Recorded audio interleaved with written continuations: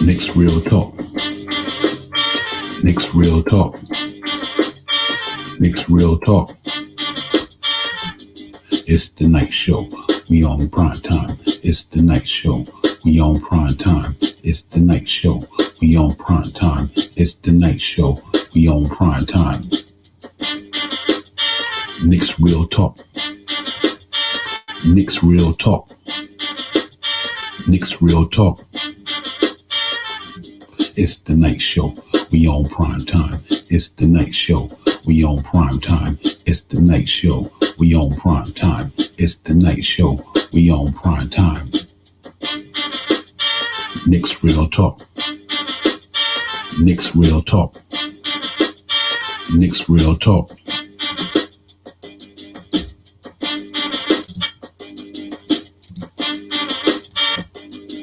It's the night show. We on prime time. It's the night show. We on prime time. It's the night show.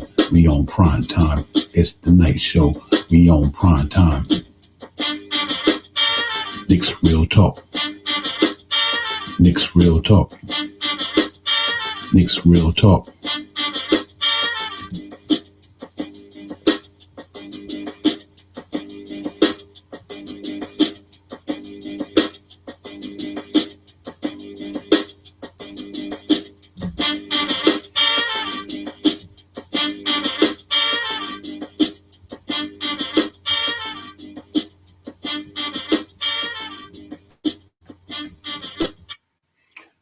Knicks fans, what's going on? What's good? Knicks Real Talk, the night show. It's your man Divine BX Jedi 76.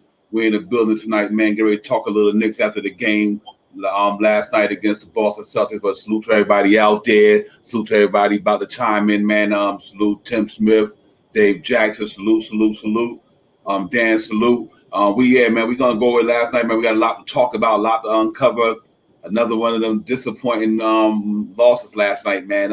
Ended to the end, but we couldn't pull it out, man. So we a little bit of, a little bit crazy about that. But for the first and foremost, man, like I said, man, we good, man. We in here, me and Beer Jedi, and we have, my man them on later on. But right now, we just gonna get into it, man. We're gonna talk Knicks. Hope everybody out there doing well. They safe. They home or wherever they're at. They chilling, man, enjoying themselves. Or outdoors, being safe, enjoying yourself. COVID-19 still out there, man. Wear your mask, man. Wash your hands, keep your distance, man. Protect yourself and everybody else out there. So salute. I got my man BX Jedi 76 BI. What's going on with you tonight, my brother? Hey, good evening, Divine. Good evening, Divine. Good evening, all the viewers, the chat members, or everyone out there. Salute to everyone. Welcome to another edition of Knicks Real Talk, the night show. Well, the Knicks lose a tough and annoying game last night, 101-99 to the Boston Celtics. They have lost 5 of the last 6 games. We talked about it, Divine, how difficult their schedule was going to be coming out of the break and how tight some of these games were going to be. And we were going to be able to see, and it's obvious to us what's going on, that for some reason they can't finish and win a game. And they have one of the stretches that goes on, whether it's the mid-third quarter, the early fourth quarter, where they are dipping and allowing other teams to just get back in there, take the momentum, run the gym out. But credit the Knicks. They always are hanging around. They battle back. You see them. You see the grittiness from them, that culture that is being established here, the pride, the toughness of what Knicks basketball is all about, or what we've seen in the 90s. And we're all about, no question. My question is, who is the finisher on this team? Who is the guy that's going to take the last shot? Who is going to win the close games? And that's what is desperately missing from this Knicks, if you ask me. RJ, well, at least we see RJ continues to get better. And Julius Randle still continues to play well, and the Knicks have 1 or 2 things missing. And I'm sure the coach Thibodeau and the front office knows, what it is. But to lose by 2 to Minnesota, to lose another 2 points to Boston, and fight tooth and nail with the Brooklyn Nets is just one of those frustrating losses, after another. And they just gotta know how to close it, man. Yeah, absolutely, man. Yeah, it was another one of them tight games, man. And we have the team that we have, and and that's what we rolling with, And so we just have to try to get back to the basics, man. And like you said, we do need somebody who can hit that shot. But I also think that could be a contributing to just being stagnant. Because I really truly believe if it don't have to be RJ or Barrett always take that last shot. You know what I mean? It could be Reggie Bullock. You just got to find that dude in that right spot. And you know what I'm saying? And get him the ball. You know what I mean? When they start going stagnant one-on-one, you just setting yourself up for failure because now you playing into the defense. And I understand, you want to be the man, but you could have been the man passing that ball too. You know what I mean? So I just think that, when it comes to the offense and that last shot thing, you know what I mean? We that's one part we need to work on. Then as far as we just got to tighten up, man, and realize like you done made it this far. You played 47 minutes and 30 seconds. You got to use the last 30 seconds, the last 2 minutes, whatever. You know what I'm trying to say? That the end of that game, man, you got to execute, man. You got to execute. But you know what though? A lot of them never been where they at now. The pressure's there. You know what I mean? Think about what I mean by this here.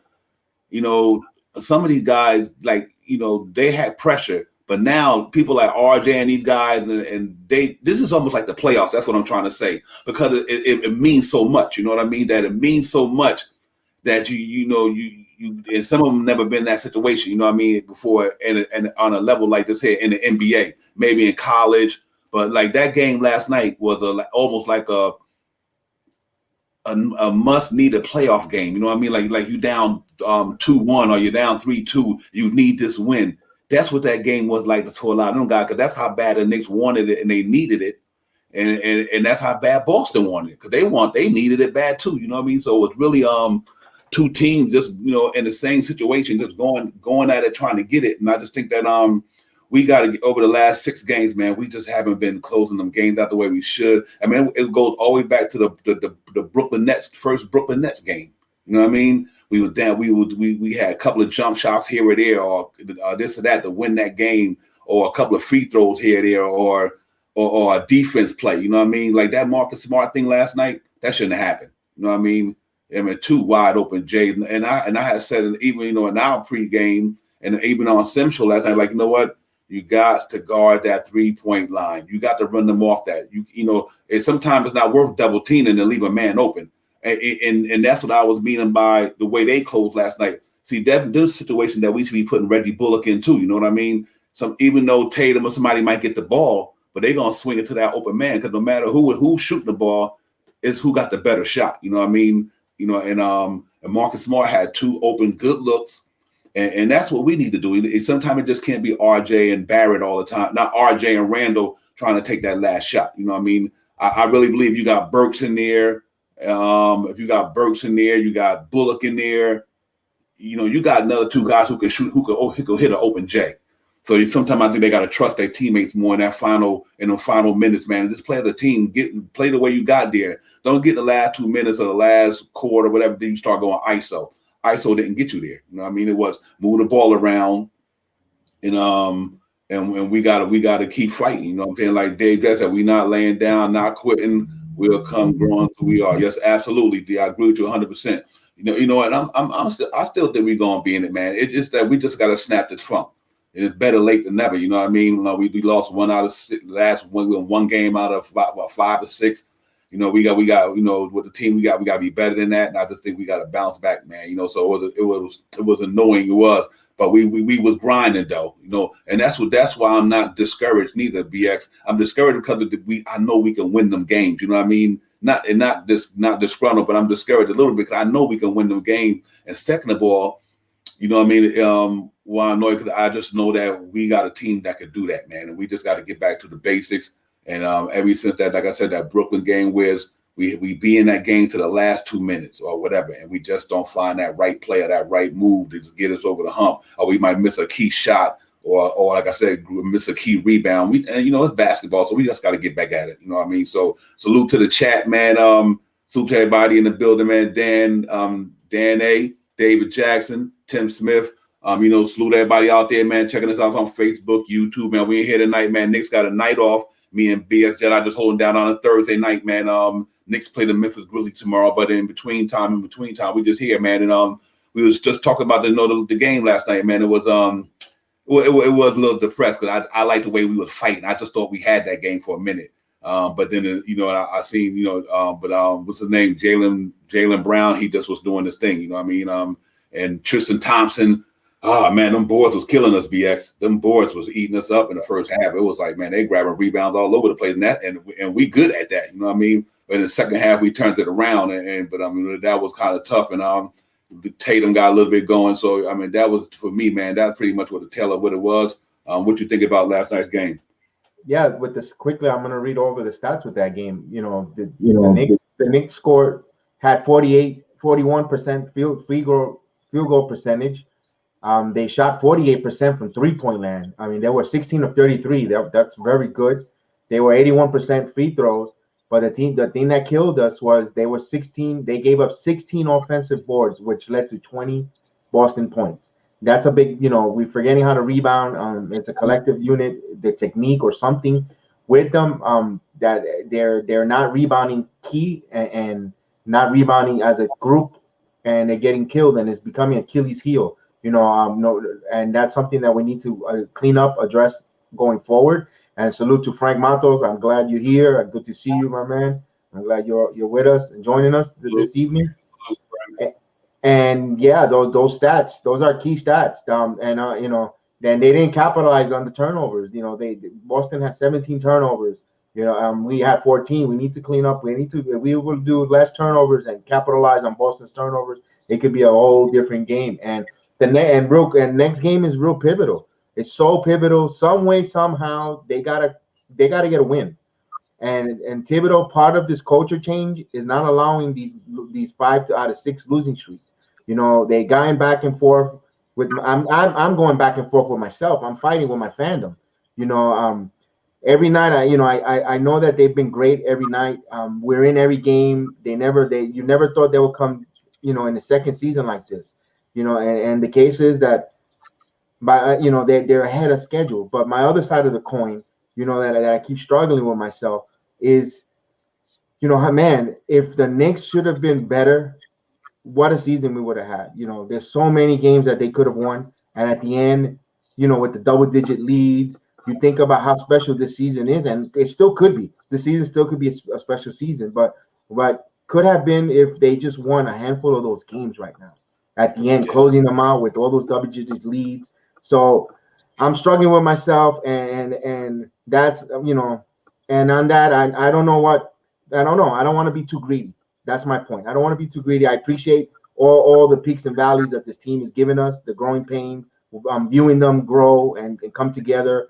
But the turnaround, and then I take a step back and I just exhale and I go, wow, the turnaround in season 1 under Coach Tom Thibodeau is a borderline, miraculous from what they came from last season. And we know it's been bad for so long around here. And just to say at least that they're in every game, they fight their asses off, man. They're there, and they rarely get blown out. The games are so entertaining, and the fourth quarters are so entertaining. And all bad in the last few fourth quarters hasn't been that bad. It's been a little bit destructive, but in some cases that you see that, so you wanted them to win so bad. All of a sudden, instead of rising up in the playoff race, we're actually trending down a little bit. In standing wise, but they'll bounce back. I believe, like I said, believe in this coaching system and the players. I would like to see, like you said, a 2-man game between Reggie Bullock and Randall at the end of the game. With those final shots, maybe a pick and roll with get them a wide open shot. All those type of things we need to see. And I know that rebounding situation is a technique. It's a technique. It's boxing out and being accountable of your man boxing out, and I know they'll clean that up because you got good guys out there. You got Nolan Noel and you got Taj Gibson who are here for their defense, and they are here for their rebounding. They're not here for their offensive fertility. We need them to rebound and play defense, and they'll clean that up. Hopefully going forward, it would just and we'll see what's going forward. And like I said, this game tomorrow, it's a must-win game. Some way, somehow, they have to find a win that game at home. Yeah. Like I said, I took a lot of positive out of the game last night. First and foremost, the way they was competing. It was like a slugfest. Knicks go up, they go up. Knicks go up, they go up. So it was a good basketball game by all means. It was a real entertaining game. You know what I mean? And like I said, what can I say about R.J. Barrett, man? I'm trying to tell you, man, this kid is on a threshold or something, man. It's just a matter of time. I mean, this young man right now, he gonna get it, bro. I really believe that. A lot, he's not that sexy, high flying dude that you're looking for, but man, that boy, his game is all around, man. He is nice with it, and I'm happy to see his maturation, and that's for real. R.J. Barrett, he gonna be a problem, because as he grow into the NBA, his body even start to get a little bit more stronger. He gonna have him a good career, and I just really believe he is going to be a problem, bro, for real. And I just can't wait to see next year. I'm looking at 20 a game, at least 20 a game next year. He went 14 to 17. He probably go from 17 to 20. Now he pretty much he'd be a master of the NBA in the first full year. You know what I mean? Counting the pandemic year and this year, to just say they had a real good full year. And to see him, like Tom Thibodeau said, he always in the gym. To see the way he takes his job seriously is a good thing to see. And I think Scott the limit for him. So he was real point.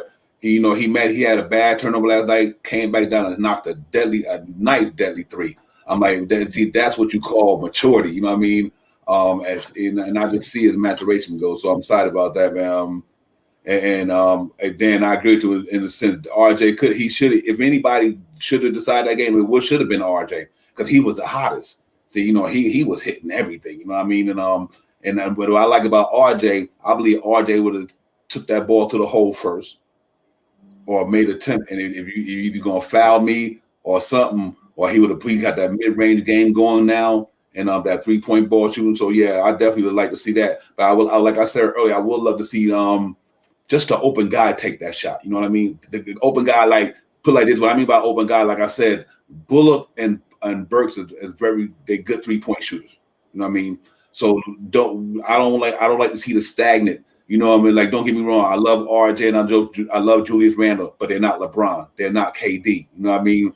These guys, they built for that. I don't know if these guys built for that yet, but it's a good thing that they are trying to do it. You know what I mean? But I think last night, that ISO ball, I think that we went to that, and it kind of messes up in the end. So next time, hopefully they just share the ball. I mean, I see guys do that all the time, man. I'm a good superstar. They're like, you know what? I don't got to take the last shot. I just got to be involved with taking the last shot. So assist is just as good as you making the bucket, because you're still making a point. No matter who make it, the team making a point. I just like to see them spread that ball around sometime, and because I think the defense know who's going to get the ball. You know what I mean? BX, they know that Randall going to get it, or they know RJ going to get it. So just like last night, what did the Knicks do? They knew that ball was going to Tatum, and then what did they did? The Knicks went to double team Tatum. Marcus Smart was wide open. Marcus Smart should be our Reggie Bullock when it comes to time. Let him shoot the ball. That's what he do. Or Alex Burks, and I think that's going to be our next move, to say, you know what? No matter when we in a situation like this here, it doesn't matter if Julius Randle shoot the ball, because if Julius Randle having a bad shooting percentage game, then let somebody else who having a better percentage, a chance who got a better percentage, shoot the ball. It don't always have to be the superstar to close the game out with a shot. And I just think I don't want to see us start falling to that, because we just get a ball of Julius Randle or whatever and to clear everything out, and the defense know what's coming. That man, they ready. They say, okay, they're gonna get a ball to him. Soon as he take this many steps, then we go here. You know what I mean? And I just think they're ready for that. So but it's a tough loss. It's a tough loss, man, because so to be the last game was tough. But we know we'll bounce back and we'll get back into it, man. And I believe in this team. I still think we're a 500 team. We got to get one win. We just got to get a win. Once you get a win, you can take it from there, And hopefully, Memphis gonna be a real tough game, guys. I'm telling you, them boys is hungry too. John Morant and them boys is hungry down there. They match up well. They got a nice size Valanciunas at the center, so he him and Noel got good length. Dylan Brooks is a strong 2 guard. He playing some good ball. And obviously, you got John Morant and Clark and all these guys. So we can't go down there and take their flight. We got to play just like we played last night, but we're going to have to close the game out, obviously. You know what I mean? So we'll see, man. It's going to be a tough one, but we got to get it, man. We need that. We need to go in there and get that. Every night is like a must win for us now. So, Yeah, I agree. Good thing in the game, I think the game's at home, Divine. I'll double check that, but I think it's at home. The game tomorrow night, it's at the Garden. I'll double check that one just to make sure on that. We got the Raptors. I know we got what you call them, the Lakers at the Garden. Who we play after? Let's take a look at the schedule. Yeah, bear with me there. But just with that, the Knicks. What's going on with the Knicks with the closing is they're in Memphis. Yeah, they're in Memphis. Absolutely. My apology. They're on the road, but they still have to. That's a big must-win game that they need. My question is, the Knicks. Do you consider Julius Randle a top 20 NBA player currently and right now? Because if so, we really need a top 10 player on our team. That's for the offseason, but usually those are the type of guys that end up closing the game. And is he ready to take? I could see why not. He could take that step to moving in that process of being a top 10 player of the game. But currently, as right now, I don't think Julius Randle is a top 10. He's probably in the 20s, top player. Yeah, and top 10 neither, not at all. No, not at all. And we need a closer. We need to see that. Everyone wants Derrick Rose, but I see Derrick Rose is a little gassed. He had to come out, and Peyton had to close out that game. You're really getting the most out of Rose. He's playing phenomenal, and I know we want him to be the guy that he was in Chicago, but I don't think he's there yet. I don't think he has that stamina to do that. And we'll gotta keep an eye on that going forward. These fourth quarters, maybe we have RJ stepping up. They just gotta, like I keep saying, and I said in shows before, Divine, law of averages. They keep in the same position, they keep in a single possession games over and over. One of these days, they got to start hitting, and once that starts hitting, I think they're going to they'll go on a confidence roll and a mental break. They have to break over that mental hurdle. They have to learn how to win. They were last year. Where they're at now, they're learning how to win. They're learning how to be winners. They just got to get over that mental hurdle, in my opinion. Yeah. Absolutely, you know what, and I think not only they need a closer, but the team need a closing mentality. The Knicks, the whole team, they need to have a finish mentality. No matter who out, y'all got to finish the game. And that's what closing the game out is.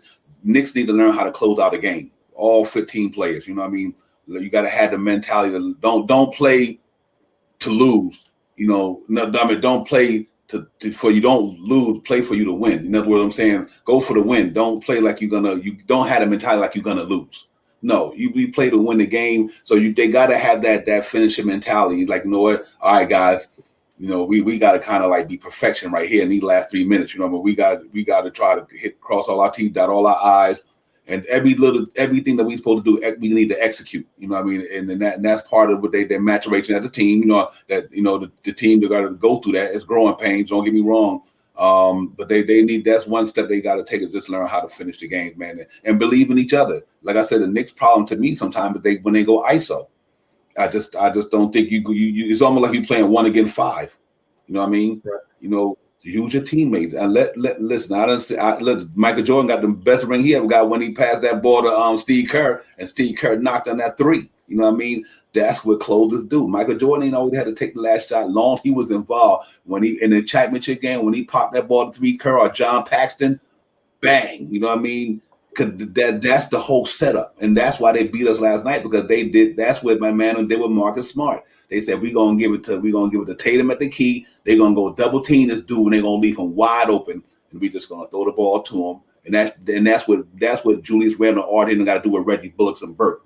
Them cats shooting 40% from 3. Use them. You know what I mean? Like I said, the assist is just as good as the person you making a point, but you making a point. So I think we get over it, man. We'll move around, man. We get back at it, man. And tomorrow night we got to go BX, man. We really need this win, man. I know it's like, man, we could say that every game, but we have to say that every game because we've been losing, these games. So we definitely need to go in there and just get it popping, man. But what's at all these things? What do you really think we need to do to fix some of these areas, man? And some of these areas that we struggling in. Do you think it's players, or you think it's just coaching? What you think? It's a little bit of everything. It's just get back to the fundamental basics of blocking out. They're blocking out on rebound, rebounding, closing out the assignments. You see a couple times when they were switching Some of the guys were a little hesitant, like I said, that step slow to cover and switch on their man in the fourth quarter. Those are the type of communication, because it's rare when you see Payton really on the fourth at the ending of crunch time in the fourth quarter. So you saw a little confusion with him and RJ on that play, because they're not accustomed at that pivotal part of the game to be on the floor and who's got who in that communication. That was just a lack of communication in that area.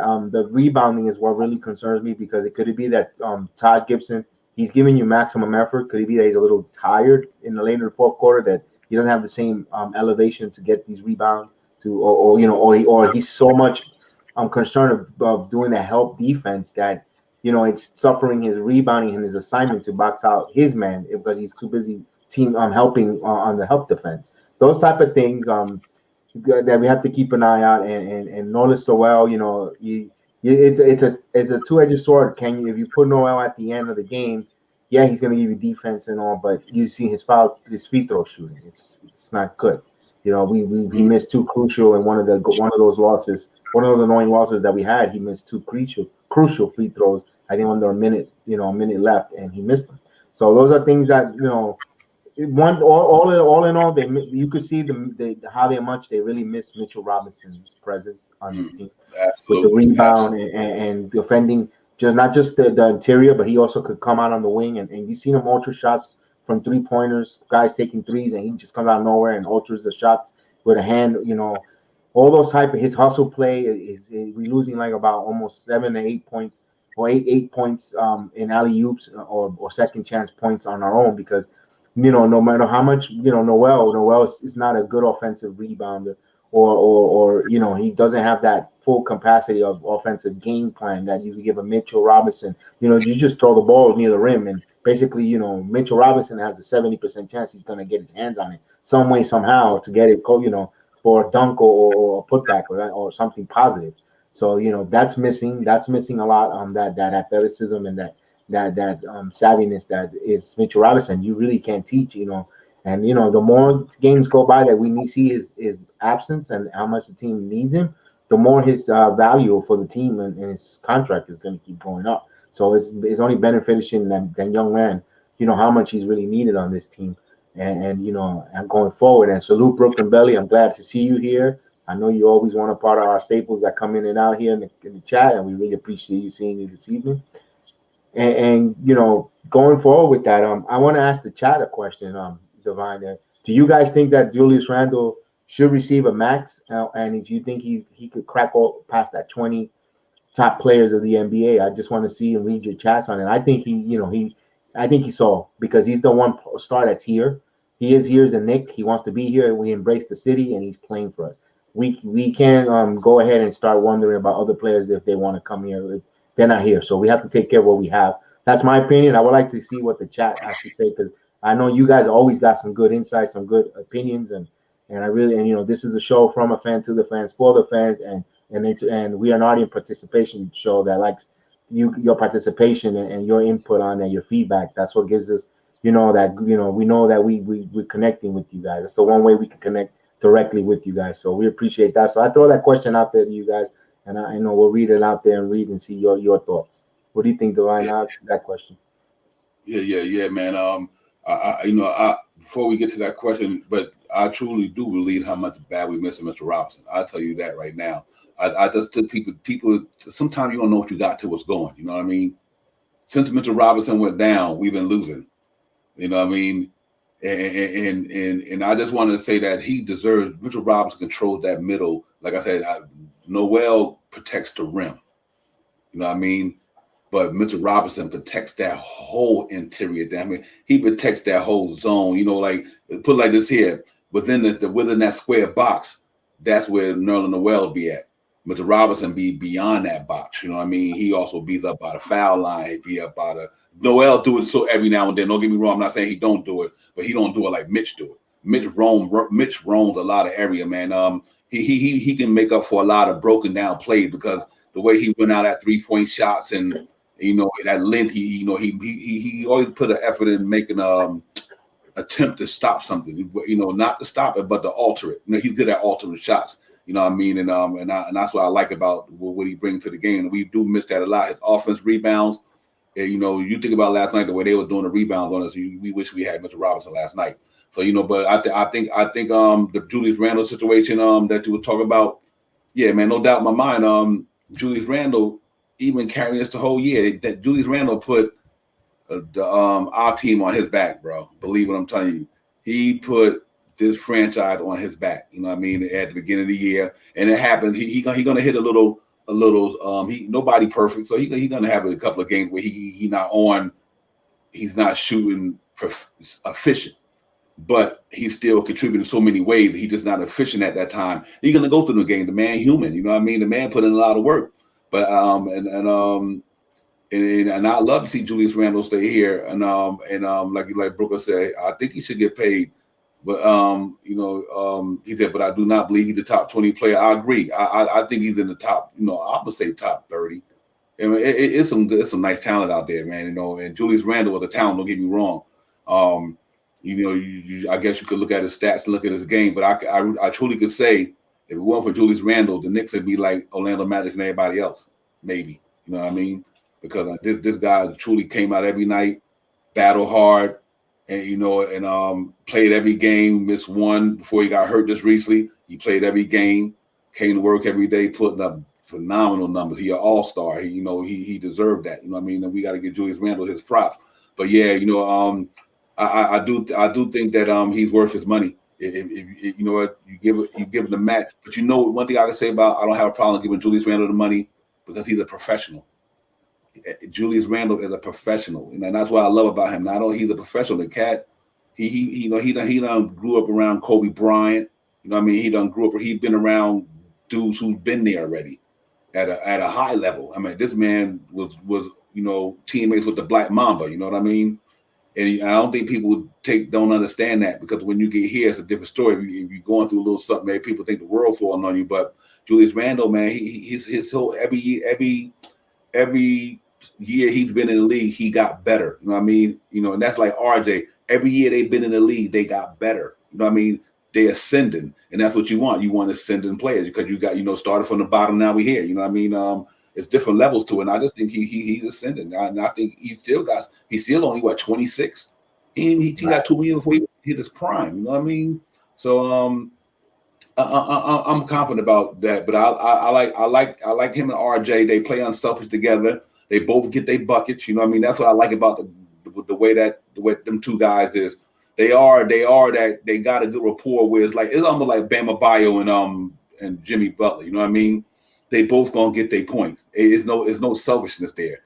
I see Julius Randle get that ball to Barrett many times. I see many times Barrett away, Julius Randle out the way, and Julius Randle get out the way. You know what I mean? But I also see a lot of times when Barrett get Julius Randle the ball and Julius Randle go get it. You know what I mean? So it's a lot. They all got enough food there to eat, and that's what I like about Julius Randle.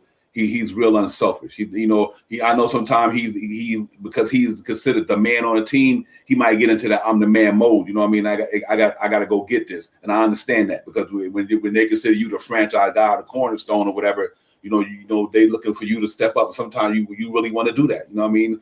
Sometimes you want to step up for the team, and it happens. So, but I think he'd be fine, man. But I think they get another player here, and a nice decent player to go with him and RJ. Knicks would be straight.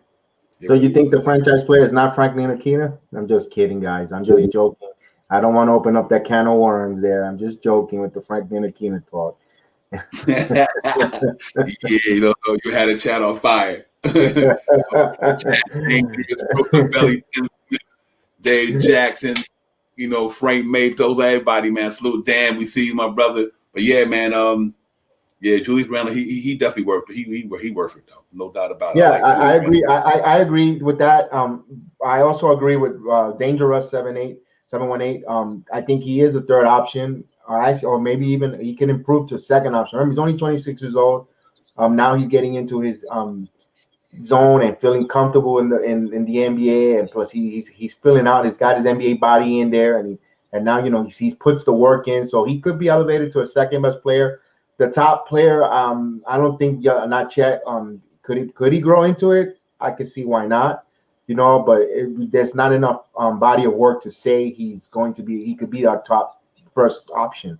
I tend to agree with that with Julius Randle. I'm appreciative that he's here. He came here and he embraced. He could have just said, "I'm leaving here." Came here and the way the team was going, wanted to leave. He embraced it. It was a marriage that was perfect. The team needed a player, young, up and coming player that they took a chance and gamble that has paid off. It's been a real success bringing Julius Randle onto this team, especially when no one wanted to come here. So, I'm hope he comes in here. And David Jackson, free Frank, man. I was listening about Frank Nikita. I said it. I'm gonna say it here on our show here. No pun against the kid. The minute he's off the team, I am gonna buy a Blue Label bottle and I'm gonna enjoy it because enough with him already. It's not that no nothing personal with him. It's just the so much. I mean, he's. I'm sorry, guys. He's not gonna make it here. He's not. It's like he needs to change the scenery. Everyone's like crying for he needs to play. He needs to play. He's not. So yeah, with the Frank the kid, I figured I'd stir up a little bit. We never do that, but I figured I'd stir up the Frank and talk a little bit just to get the crowd in the chat going. But but back to Randall, I think we just gotta. It's still it's only year one, Divine. Year one of the Tom Thibodeau experiment, and and Frank is the best player on the G's card. Dangerous. That's hilarious. But it's only year one of the Thibodeau experiment. They're going in the right direction. Everything's going. They're learning how to play as a team. They're learning how to win. They're trying to learn how to win and break over that mental hurdle with it. Julius Randle, we've seen that, and he set the tone. So now, you don't know what other players might get inspired. Maybe I say Frank will get inspired by the hard work. Julius Randle came in as an all-star and trusting the work that he did with Kenny Payne and the coaching staff with Thibodeau. Maybe these are or Kevin Knox or Nobi Toppin or who knows what other players that want to come. Hey, I want to play for Thibodeau. If he turned around Julius Randle into what he got, an all-star to practically getting a max deal with the Knicks, I got to take my chance. I could, there's a guy out there named by Jabari Parker, who could use a whole new rebuild, rebranding of his career. He could come in an off season on a veteran and say, let me take my chances, put my hands in the Coach Thibodeau, see, and his coaching staff. I see what they did with Julius Randle. Those things people talk around the league. They talk and they speak and they see the fruits of the labor and all the hard work and all that in there. So who knows, it might be another immaculation project if the Knicks might end up picking up that they could hit another home run with. You never know with that, but it's gonna. And speaking of that, it's gonna be a really, really, really, really, really huge off season coming up. Especially with the off season. Look for the Knicks to be mammothly active with signing free agency, either exploring trades, moving in draft position, because they know they need to improve it. They know that they have a window of young talent with good coaching, and they want to capitalize on it before it gets stale and before it goes. Everything has an expiration date, as we know. So they want to take it. It's only year one. We got time, but clock is ticking, and they're going to start moving around on the forefront. Divine. Are we? Yeah, absolutely. Yeah. Salute to the chat, man. Salute to everybody out there on Facebook, YouTube, man, Twitter. Salute to everybody out there checking in the Knicks Real Talk the Night Show, man. Me and BX in here just talking Knicks. Knicks off tonight, man. They got a game tomorrow in Memphis against the Grizzlies. You know what I mean? So they off tonight, man. We after coming off that loss last night. We just trying to get bring some Knicks content because the show don't stop and the games don't stop. You know what I mean? Until the season's over. You know what I mean? But I think, like I said, for the most part, we here, man. We just we here bring some content to you. But let me ask you a question, man. I want to bring up this here because I think it's important to everybody in the chat and everybody out there. Is the close games that taking a toll on the team by losing them? Do you think that is sometimes you go in the press conference, you do see him have that kind of upbeat attitude like it's the next game up. I understand they guess that we are the next game, but do you think that the losing is starting to take a toll on the guys? I personally think not. Like I said it before, you see the effort in the first half when the games start. They're moving the ball quicker. They're They have bought in completely to Thibodeau's system, his game plan, his his execution. You see it there, 99 out. The way they hustle, the way they could be down, but they come back.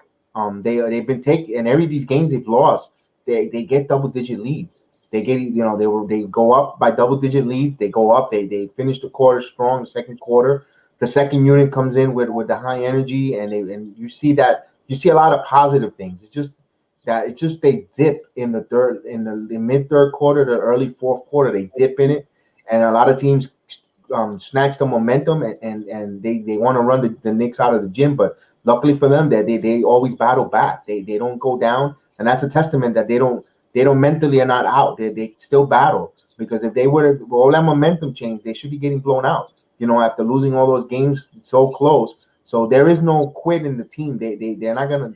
They're gonna go out giving their with a swing, a punch. They're gonna do whatever a claw, bite, scratch, and they're not going to. I don't see that has, my opinion, really put a toll on them. Not yet, because it could happen. It could, it could, but I don't see it right now. As of currently right now, they don't see it because they're so close. You feel bad for the players because they put all that hard work, and us as fans, we want to see them win it, and we know that they desperately want to win these games, and it's just they know they're close. It's just like you could taste it. They're really close to changing this around. And like David Jackson said, yeah, it's growing pains. It's growing pains and losing. And Tim Smith, losing takes its toll when guys give up and go away from the game plan, argue with each other, and think that they have a strong mindset. They're talking, communicating. They're communicating and I haven't seen anything. And then they keep playing hard. Everyone that says dangerous is true. As long as they keep playing hard and they do that night in, night out, I don't see any concern yet on that, Divine. Yeah, that's good. Yeah, me neither, man. And that I feel the same way. I don't see the give up mentality, and I don't see their spirits broken. I just see that they competing. They competing hard. Because they in every game. That lets me know they're not giving up. It is not taking a toll on them. Not so much giving up. I mean, by taking a toll to win down mentally. I don't think so. I think they still doing what they need to do. And I know sometimes when it's going to be demoralizing and all that, but I don't see it neither. And that's why I want to pose that question to the chat and to the show, because I just think it's a good question to ask to see the character of our team, how we built, what's our mental like. You know what I mean? Are we strong mentally? In our spirits, and I think we are. You know what I mean? I think Tom Thibodeau got them guys believing like, listen, man, we fighting for something. You ain't gonna win every night. If you get knocked down, you got to get back up. So the Knicks been getting knocked down, they just got to get back up. You know what I mean? And but they've been going down fighting, and that's the beautiful thing. They are going down fighting. They playing hard, and they leaving it all out there. And that's the reason why us Knicks fans are in here in the chat tonight. That's why we on the panel tonight, because we appreciate what that team is doing. You know what I mean? It ain't like they just laying down and don't care. They don't catch scrapping every night, man. It's just that we just got to learn how to close them out, and we'll get better at it. And I think we will. And I truly believe with we gonna hit it. Before the season is over, you don't be surprised the Knicks catch a stride somewhere. You know what I mean? It happens. You know what I mean? It happens to every team. You know what I mean? Knicks mess around and a slight click switch or something come on, and next thing you know, they balling out.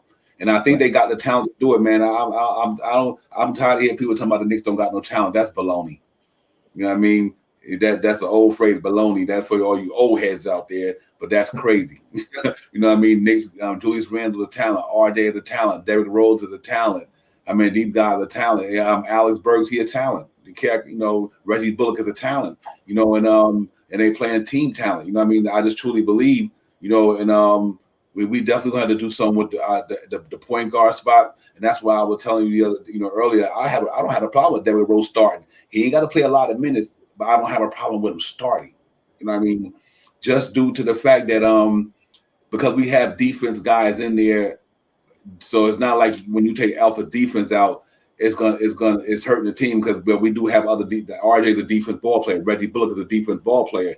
Noel is a defense ball player, so you're not really losing nothing that much on defense, but I think you gain a little more on offense. You know what I mean? And I think that might be a experiment that he could work with, and just to see how, and not saying, that Tom Thibodeau going to do what he got to do. I mean, if he believe Alpha Payne going to start the rest of the game, we just Knicks fans just talking what we would think, what we would like to see. That's all it is. It's but I would be interested to see if from my perspective, if Derrick Rose started the point guard for the Knicks, and even like I said, he don't got to play more minutes than Alpha Payne, but I think he could start the game off, and I really believe that might make a big difference. I agree with you, Dangerous. We missing the floor general.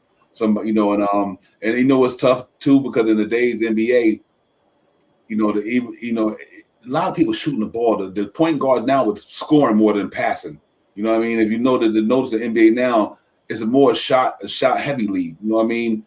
So I think the way the Knicks play basketball, I think it makes a difference. But in the days NBA, man, it's really like, you get the point guard is popping them trays now. They can shoot like crazy. You know what I mean? And that's the problem with Alpha Payton is that he just can't shoot. I don't have a problem with the majority of his game. I don't. It's just that he can't knock down that consistent 3-point shot like a lot of these other some of these point guards in the league could do, and it makes it hard because sometimes you by missing a 3-point you can have a 6-point swing. You know what I mean? You miss a 3-point shot, and that team go down and hit a 3-point shot. You know what I mean? It's like whoa, that So that's what's hard about Alpha Payton. He just don't have that jump shot in his game, man, or that 3-point consistently. You know what I mean? Hit it, I guess it's the percentage speak for itself. But other than that, man, long than that, like you said, it's not taking a toll, and that's cool. But let me bring my man Dan in the building. Dan A is in the house, man. We're gonna bring Dan on the panel. And he gonna talk some Knicks with us, man. Dan, salute, my brother. Hey, what's up, Devon? What's up, BX? What's up, Knicks family? How y'all doing? Doing well. Doing good, man. Good. I just wanted to answer that question real quick as to do we think that things are, going bad for us right now? I don't think so. You can clearly see our spirit is better than, like it would suggest so. I just say we're not playing smart. And when I say playing smart, I mean we have to recognize certain things. Like we already know that the team is coming down with the zone defense near the end of the game. They want to challenge us shooting. But like as soon as we get a rhythm in shooting, we automatically go away from the guys who get that rhythm and we go to Julius ISO ball.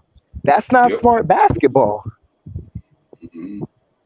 So when we do things like that, like I even saw when Alfred got that lucky 3 off near the end of the game, that was not the scripted play. Right. That goes to show like we're not playing smart. It doesn't matter how hard we play, because if we're not doing the right things, then these are the results that happen. And I know BX said earlier that he doesn't want the season to go to waste. We technically haven't, so far, like I said, we've been playing with house money so far. We've exceeded expectations. So if I'm not in the whether we make the playoffs or not, it's just a goody two-shoes story for me. I personally want to make the playoffs, but from my perspective and what I'm seeing, like this is the story of the season. And these are the things that Leon Rose has to attack in the offseason. These are the problems that's so far going on with the roster. And like for better or not, I think pretty much the same roster is coming back. But the small moves that he does make in the offseason, they have to make that grand of a difference. Yeah, I agree. I agree with you. So I second that. I definitely think that a lot of these guys are coming back. And you want that because you want the chemistry and camaraderie to stay there. But like you said, the pieces that he bring in, they got to make a difference. Absolutely, no question about it. Obviously some of them not going to be here, but I think the core of them, I believe Reggie Bullock coming back to the Knicks. I can tell you that right now. Maybe Alec Burks, that's very possible, depending on the deal or depending on what they do. Maybe not, but then like I said, even with Nerlens Noel, possible. You know what I mean? And I think that center spot probably stay the way it is, especially if Mitch come back. Unless you're talking about they going out there to get somebody that just way better than them. You know what I mean? In other words, there's no matter one of the 3 players it is, this guy is better than y'all. If it ain't a center like that, I think that whole center spot coming back next year because Todd Thibodeau like it. They got a chemistry. They play good defense down there. I think people just now they realize how much Mitch means to this team. You know what I mean? You can literally see that right now how much Mitch means to this team because he make up for a lot of mistakes. You know, learns well could block a shot. Don't get me wrong, but Mitchell Robinson make up for a lot of defense lapses. You know what I mean? When your man get by you at the top of the key, he can get trapped up there by Mitchell Robinson by the time he even take that corner because that's the way that guy moves. So I think we missing that, man. But I agree with him. But I do think I don't think it's demoralizing, but I do think we need to keep fighting for them playoffs because Knicks don't need to have a losing mentality. That's not New York, and I don't think Tom Thibodeau going to accept that. Neither of us as Knicks fans. I don't care what you want in the lottery. You never accept being a loser. That's a life period. You know what I mean? You don't want to be a loser. You can have all the money in the world, say be a fucking loser. You know what I mean? So we don't want that mentality. So we just got to keep battling, man. I think we got to keep battling and find a way to get over this hump. We got 20 games left. So let's say we need to find a way to go, 9-6 or 10-5. You know what I mean? Or 15-5 or 9, whatever. We need to put together. We need to make up for these 5 games we lost. First thing we need to do, most important, is get back to 500. I think once we get back to 500, then we feel a little bit more better about ourselves. But we definitely got to get to 500 though, for sure. Yeah. I just want to say real quick, I felt so homesick when I heard the sirens in the back for Dan. Thank you, Dan, for bringing me a piece of New York to this evening. I really appreciate that.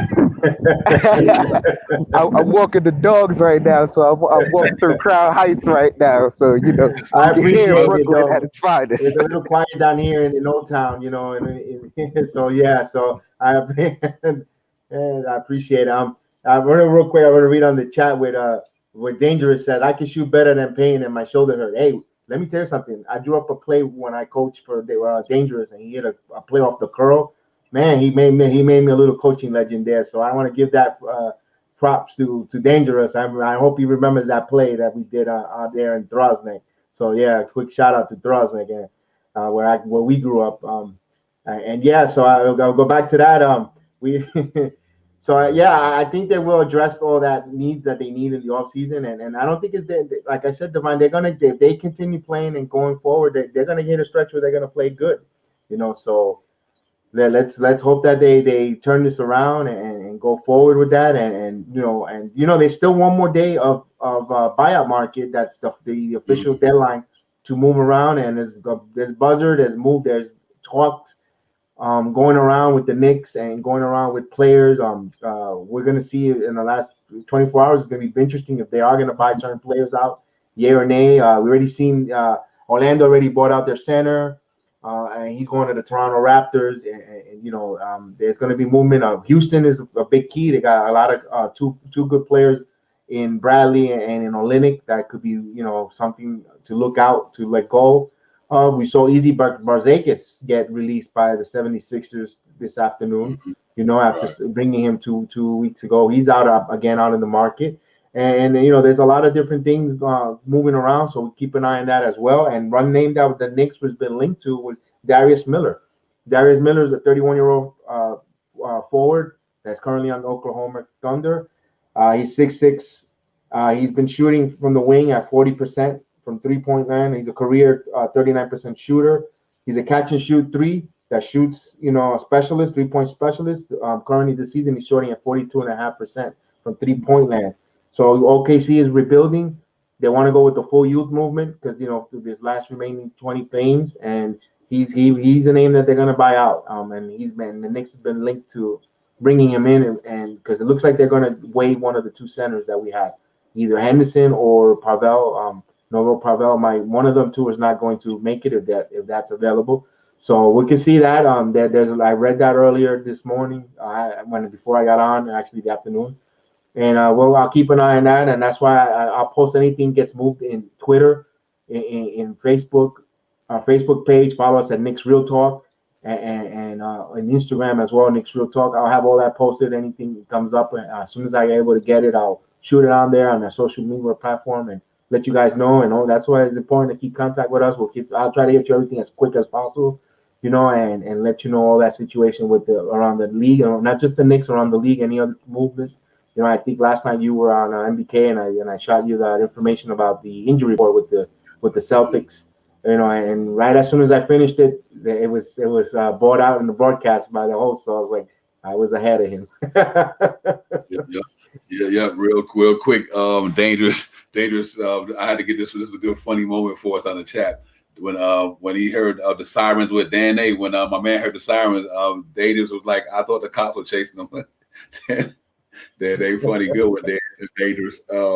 And then my man said, I think D Rose will be back, and I'm not an alpha hater, but someone else need to be the starter next season. I agree with you, Tim Smith, 100%. I agree with that. I think we can definitely upgrade that spot to the modern game right now, where we got a point guard who like if you lead, you stay. If you get off him, he's gonna pop the three on you. You know what I mean? I think he could do other things. Now like I said, Alpha Payne's a good player, but I think we definitely gonna have to look at bringing in a stronger point guard in that sense. Where I agree with you, man. The starter, I agree with you 100%.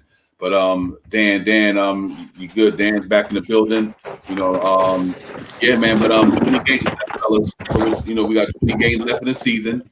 It's go get it time. So we have to go in there and get this, man. BS. We got 20 games left, and it's going to be a real interesting thing right now. It's a battle. It's a battle, and we know it's a battle that we need to be ready for. We're gonna have these nights, these frustrating knowing losses.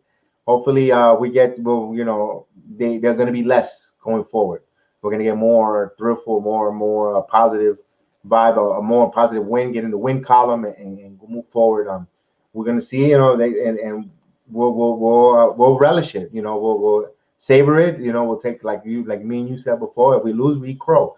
But now, that's okay. But as long as we see development, as long as our RJ Barrett continues to grow the way he's growing night in, night out in front of us, and 2 years in the league, it's phenomenal. Quickly gets more going again and keeps growing and getting more playing time on the court and experience. That's another plus. We'll take those building blocks. We'll get also Obi Toppin going. We get him finishing off the final 20 games strong. Remember, Obi Toppin was his season got cut short, due to COVID. He was college player of the year. He didn't get a chance to play in the tournament with Dayton. He was going into and that was cut short. So he had a lot of things taken away and cut short. Maybe it might have demoralized him a little bit. But everyone else has been the same. But he was in a trajectory of getting a lot of roses put in his way, no pun intended. But going there and that kind of hampered him. So we'll see him get going, and let's see him finish off these last 20 games strong and build on something and going forward. So we'll see that going on, and good to have you back, Dan. And what do you talk to us, Dan?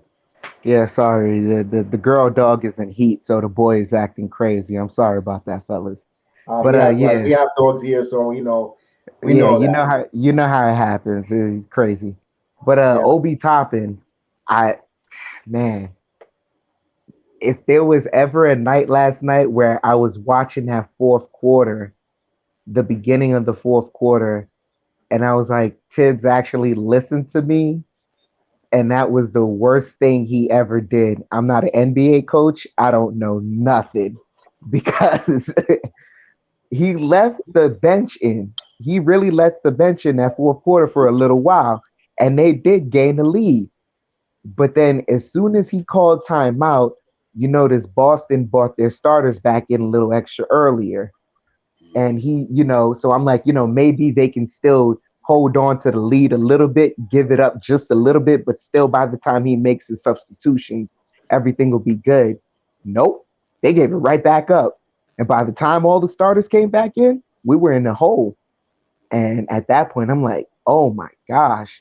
And if you watch that fourth quarter, if you watch the beginning, I advise everyone to watch the beginning. You can see like he's I know Tibbs now. Like this is like the fourth or fifth game where I'm seeing it. It's you can tell it's an instruction of his. He's saying push the ball, push the pace. He wants us to run more. But when you watch that fourth quarter with the second unit, you could just see like you could see there's I don't know how else to say other than there's holes in the court. There were so many missed opportunities where it's like, all right, maybe if this guy makes a cut here, why is he not cutting? Well, maybe if this guy, does this type of action here, it helps this guy with all the attention he's attracting. And they weren't able to do that for like at all. It was like when they came down, it was a your turn, my turn. And I guess that's what started the precedent for the starting group to come in and do the same thing. So it was I don't know. There has to be more plays for the second group. I think that's where and with in regard to Obi Toppin, we have to use him more in the second half. If he doesn't get that burst of energy that he's been getting so far in the first half, then you have to dedicate it to the second half. You have to get him more touches. He's showing he's more consistent. And right now, quickly is tired. He did a whole lot in the beginning of the season. So I believe he's earned that to where, he can be a catch and shoot guy. Or if he feels like he can get the floater off or get a drive off, he can do it. But, we have to get more fluid movement. That when we noticed that the offense was stagnating, I think around the Mavericks game, you saw us come out the next game and we were flowing more. People weren't just standing still. Right. And so I feel like the second unit has to catch on to that and do the same thing. You have to move around. The ball has to move and you have to move with it. You can't be stuck in the mud. Right. Yeah, I agree 100%. Because I think the biggest thing with that is, to me, is the first unit ISO ball. I'm gonna go back to that over and over again. Julius Randle in the first unit, they start ISOing. You know what I mean? And then everything changes. You know what I mean? Move that ball around, man. Pass the ball from one person to the next, and whoever got the open shot, unless Tom Thibodeau calling a play with Julius Randle or R.J. Barrett, because he do call plays. But when he not calling plays, get them other cats involved. And they have been doing it. And don't let's not get it twisted.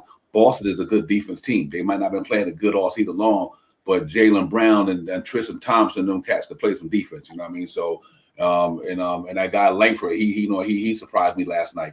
You know what I mean? He was had a little game, but I think we good, man. I think we just got to get back to it. And I agree with you with the second unit, man. Sometimes I think when you take Obi Toppin, I like just let him stay in for a little bit more.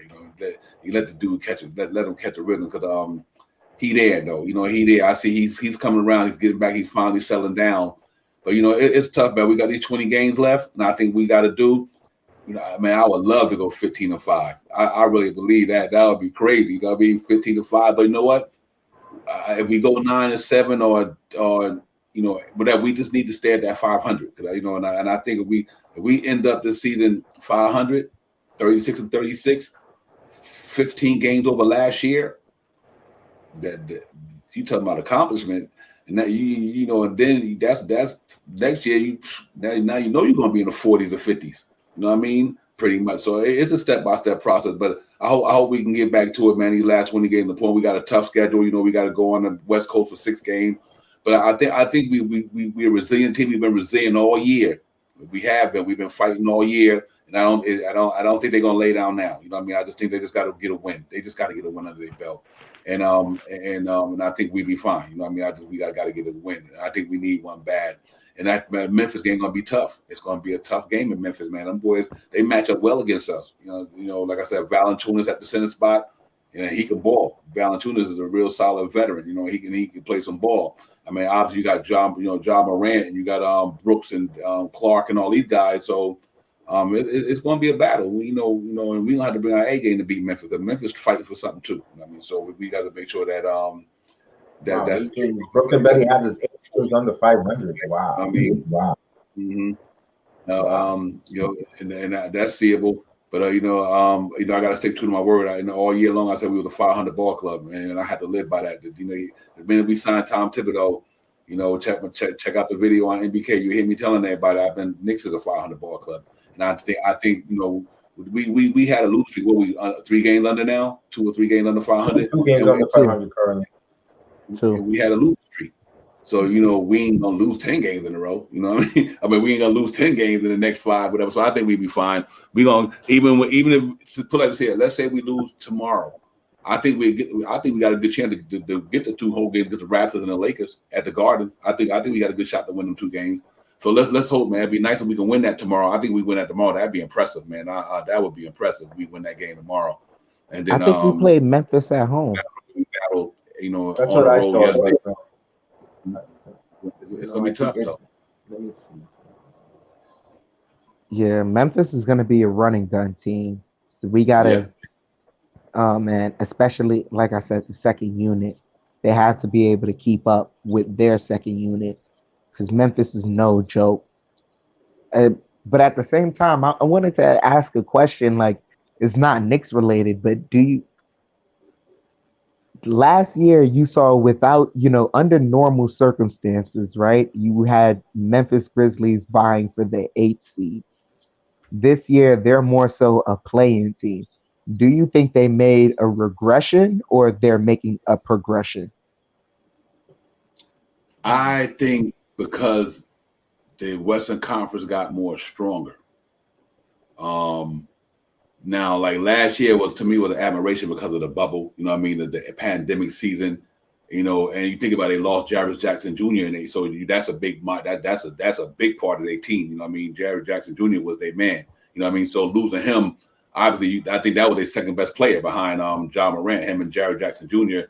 And you losing some quality, that's hard to replace. So, but I think I don't know if they were regression because I think they're in a tough. Everybody in a tough race. The NBA this year it's just tough. Look, teams had injuries, so now you do this, or people get to gain because the team being injured and stuff like that. So it's so crazy. But I don't think they regress. I just think that they, I don't hear a lot about it because I don't follow them like that.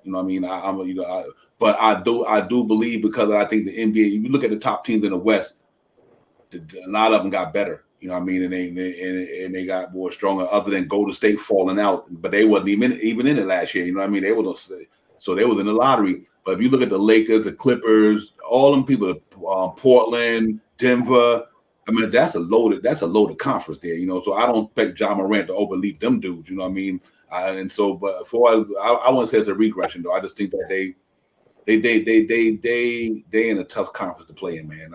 Think about the team. A lot of teams we lose to is the Western Conference, so that just tell you how tough that is, And Dallas hitting their stride, We got things like that. So it's a lot of teams starting to catch their stride, and I think that happened to us. Just like Miami Heat, I try to tell people Miami Heat not staying down there. You crazy? Them cats gonna be them cat with the defending Eastern Conference champion. They not staying down there. They'll be up in the 4th spot pretty soon. That's where they at. And so I think it's like that around the league for me. DA, I just think that I don't think it's a regression. I just think that the competition is strong in the Western Conference here, and I think that they just holding on. And I think they probably missing Jarrett Jackson Jr. a lot. But that brother, man, his defense presence was ridiculous, man. And he hit the 3 ball the way he hit it too. So I think they missed. That pretty much would be my take on it. I just don't think they regress. I just think they're in a tough conference, man. They going hard down there in the Western Conference right now. So, yeah. What do you think? And also remember, Boston was in the Eastern Conference Final last year as well in the bubble. They're not a team that's having a strong year like they were a bad team and now they're having they just had injuries themselves and they were they're missing they don't have a center. They have the deficiencies now, but they were last year on their way to the finals too. If they didn't lose to Miami, so competition is tough for us on the Eastern Conference. So we have to keep an eye. We have to also take that into consideration. And tomorrow, what worries me about the Grizzly game tomorrow, guys, is the point guard. We don't have an answer for point guard to combat what Morant does, and that worries me. That's a thing that's been Knicks' Achilles heels is the point guard. Or when we play top elite point guards, we tend to really get roasted and get really get hurt. But they have to win this game no matter what. It's a pivotal game, man. They have to win. And the game, yes, I double checked. It is in Madison Square Garden tomorrow night. It is the Knicks home. Oh, it is, okay, I thought it was yeah. right. No, we will be going in in about a week or so. I think we'll be going to Memphis down there to get some good barbecue. Hopefully, the guys, they go on a winning streak. They get some good Memphis barbecue and continue winning down there. So let's just hope the Knicks, start with tomorrow. The first game at MSG, let them go in there. Let them play whatever the game they have to play, run and gun. Just get that victory, man, because they got to show that they're desperate right now. They got to show that they're desperate. That same way Miami came into the Garden and played, the Knicks got to play that kind of game. They got to go play desperate, man. I'm glad Josh said that, man, because I thought they was in Memphis. I feel much better than I did 30 seconds ago. I thought that game was in Memphis. That's why I'm like, oh, man, we got to go to – nah, man, I literally, I must have had it wrong on the ticket. I thought the Knicks was in Memphis, but they're at home. I'm good. I'm good. I think that's the time back game tomorrow right there. That's a wrap tomorrow. Knicks winning that. I want to say shout out to Dangerous. I think we do have an answer to John Morant. Mm-hmm. I think it's a French point guard that's sitting on the bench. I won't say his name because let's keep the viewership. But shout out to Dangerous. He just gave an idea. Yeah, man. Yeah. We got to answer his name, RJ Barrett. RJ Barrett. Y'all snub me from the rookie thing. You snub me from the 25 and under, one of the top 20. RJ, like, man, let me show y'all what I do, man. That brother, man, I'm trying to tell you, he gonna be another strap here, bro. Next year, 20 man. That boy He should have had a 30-piece last night. Easy. Yeah, I agree. And I think if Tibbs can't make the second unit, run the way he wants to, then he should go back to staggering Randall and RJ. I think he did it during the Oklahoma game where he staggered RJ into the second unit. And granted, it was because of injuries, but that was a really good look. RJ and IQ were really playing well off of each other. Mm-hmm. Yeah, and you also see a good rapport between IQ and Obi Toppin. You see that they're getting a good rapport, a small two-man game that I kind of like. I am concerned with Burks in that second unit. He's a little bit doesn't see Obi Toppin a lot of curl plays, a lot of plays that I would like him to see him maybe do that adjustment and playing RJ on that second unit and put Burks maybe in the game after the second half starts, maybe have Burke come in like one of the first substitutes. I think he does. He's one of the first subs if it's not Derrick Rose come in. But when the fourth quarter have RJ with quickly Obi Toppin and one of the centers in there just to stagnate and change to give something different on there. And I think that will work too because you go young and they want to run and gun. You got the young guys, and I think sometimes Burks holds them back from running and gunning as well because he doesn't want to make that mistake, and he wants to play, conservative. At his age, what he's been through, he knows that he wants to be, he wants to go, half court and conservative. When these guys are a little more, it's double-edged sword because if they're a little running and gunning, they could be wild and they could be prone for turnovers. So it's a double-edged sword on that, But I think yesterday, were also before 24 hours ago when the game finished, I actually got bothered and said, we're playing a team with no point guard in Boston on a back-to-back, and we can't beat these guys, and we can't run them out. That was a raw emotion after the loss, after 24 hours of simmering and thinking about it and breaking down, and like I said in my opening monologue about, my fandom fighting with myself. So, raw emotions, I would have been bringing that to the raw home because, we should have, and also Boston has been very susceptible to fouling. They've been fouling. They're one of the team that fouled the most, and you couldn't take advantage of that. And especially with the referee, Tony Brothers. Tony Brothers, if you got bad breath, you're already getting called for a foul. He loves that whistle. That whistle's in his mouth, more than anything. And I'm like, attack. And that aggression. I wanted them to be aggressive, and they weren't getting too many shots blocked because Williams. It was just that offensive rebound by Tristan Thompson. He played a big game. He came back just in time. It seems like these guys, when they're injured, they like to always just come back in time against the Knicks. and they come out and you don't what you call it, game plan. The scouting report is for other players, and then when the players are injured, come back in.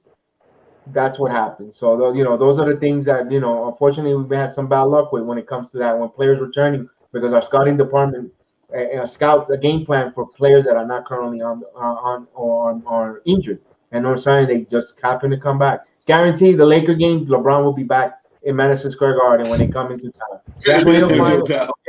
He'll be fine. Yeah. He'll be happy. He'll be going. He'll go out there. He's already out the boot. He'll come out with Bugs Bunny and Tweety Bird and all that from the Space Jam, and he'll play. And it's just like, you just want to raise your hand, like, oh boy, really? Yep. Real quick, around association, I think heat up on the Lakers by 3 in the third quarter, 80-83. The Raptors losing to the Bulls, 117-108. The Bucks and Mavericks is tied. That's no really concern of ours, So but I would love to see the Raptors win that game. You know what I mean? But I don't look like it's gonna happen. So Zach was meaning them pulling that off. But tomorrow, man, it's gonna be interesting, man. We got some key games tomorrow. I mean, you got Pacers and Magic down in Orlando. So you never know. Magic might have one of them games. They beat them jokers. The Timberwolves coming to the Celtics. I don't think that's gonna happen. We got the Grizzlies, Bulls, and Hawks tomorrow. That's gonna be a game. The Sixers and Pelicans, Hornets at the Bucks. That's gonna be one we're looking at. You know what I mean? Hope Antetokounmpo can get that, and that it helps us out a great deal. So the interesting game tomorrow is definitely in the Hornets and Bucks, Bulls and Hawks, us and the Grizzlies, Pacers and Magic, and Timberwolves and Celtics. I think Mike Beasley finished. I think he got hurt. I think he might be out for a minute, for a while. So I think he did get injured. Yeah.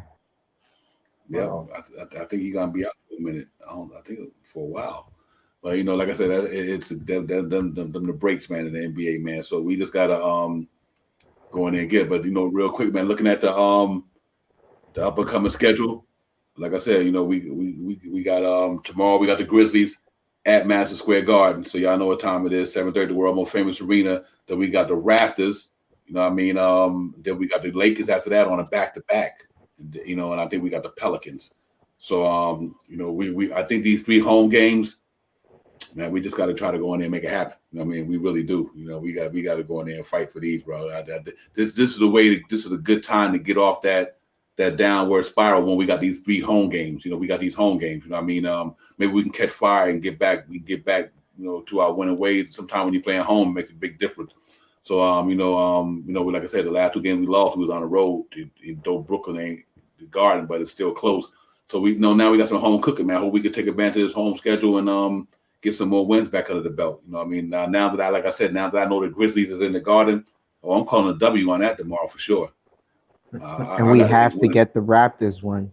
They embarrassed us early in the season. Yeah, right. Yeah, down in Tampa, absolutely. Yeah, down in Tampa. Yeah, Beasley has a left hamstring injury. He's out for the game tomorrow against Boston. And if everything goes right for us, if everything goes perfect, we could gain a full game on everybody. It all starts with us first taking care of our business. It won't mean nothing, squad, if we don't take care of our business. We got to take care of our business. We need to find whatever we can. We got to do whatever we need to win this game tomorrow. We definitely need it. So it's a must. It's a really big must-win, pivotal must-win game. And everything breaks on ourselves, we could go right back up and start climbing back, get out of the 8th and start climbing maybe 6, in one night, guys. So that's how close this Eastern Conference is. So we gotta also take away the teams that are behind us too. They're thinking they have a little light of hope. And how the play-in format, 7 in place 8, the winner gets the 7th seed. And then the winner of and then they play the 10 and 9th, and then they play whoever gets down, whatever that gets the 8th. So that's how that goes with that. So we have to, we want to avoid that. We want our guys to be healthy. We want our guys to finish up above the 6, be healthy, so we could game plan, get the guys with the treatment, whoever needs treatment at the end of the season, to get ready for this grind of the next season, the battle. That's when the real basketball really starts, in my opinion, with series, the coaching, making those real adjustments. So it'd be great for them just to be already in there to get the proper rest and not going through this grind of the tournament, and going through all that. So that's a big P tomorrow night. They're in the Garden. Be honest with you, I'm going to be totally honest with you. I'm 50-50 on that game. I want to be positive. I want to see them win it. The one thing I might see 51% because we're playing at home. What really worries me is the John Morant.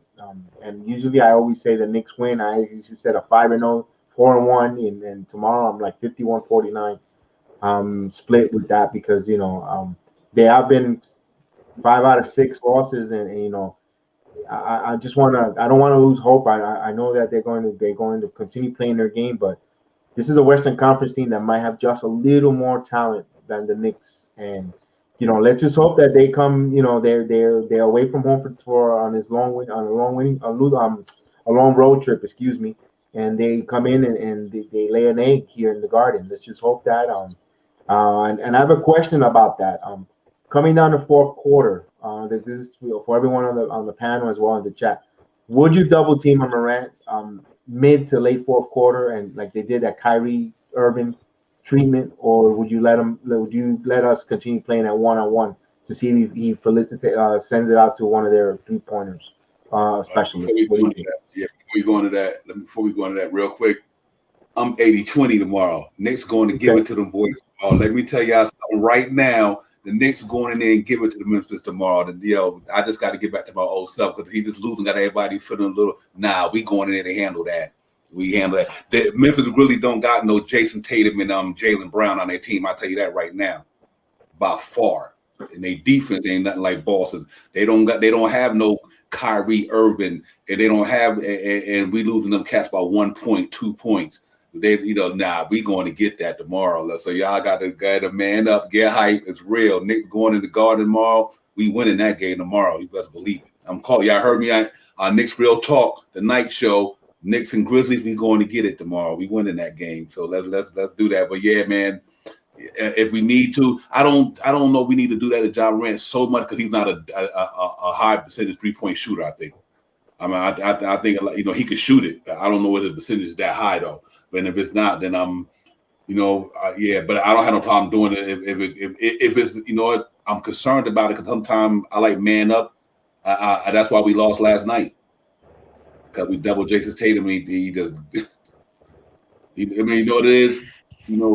I guess maybe because I'm an old school dude. I come from man up. You guard your man. You stick your man. You know what I mean. You don't let them bust you. Don't let them bust your butt. You get in this grill, hold them down. You ain't got a double team. I got him. That's the mentality we need to have. No, that's my man. You get your man up. But that's all they do. Because like I said, 2 times when my man Marcus Smart hit those 2 3-pointers, 2 times they double teamed them. And I was talking about that was I was telling you earlier, even with the Knicks, that we need to do that ourselves. Don't rely on RJ Barrett and Julius Randle. Throw the ball to Reggie Bullock. You know what I mean?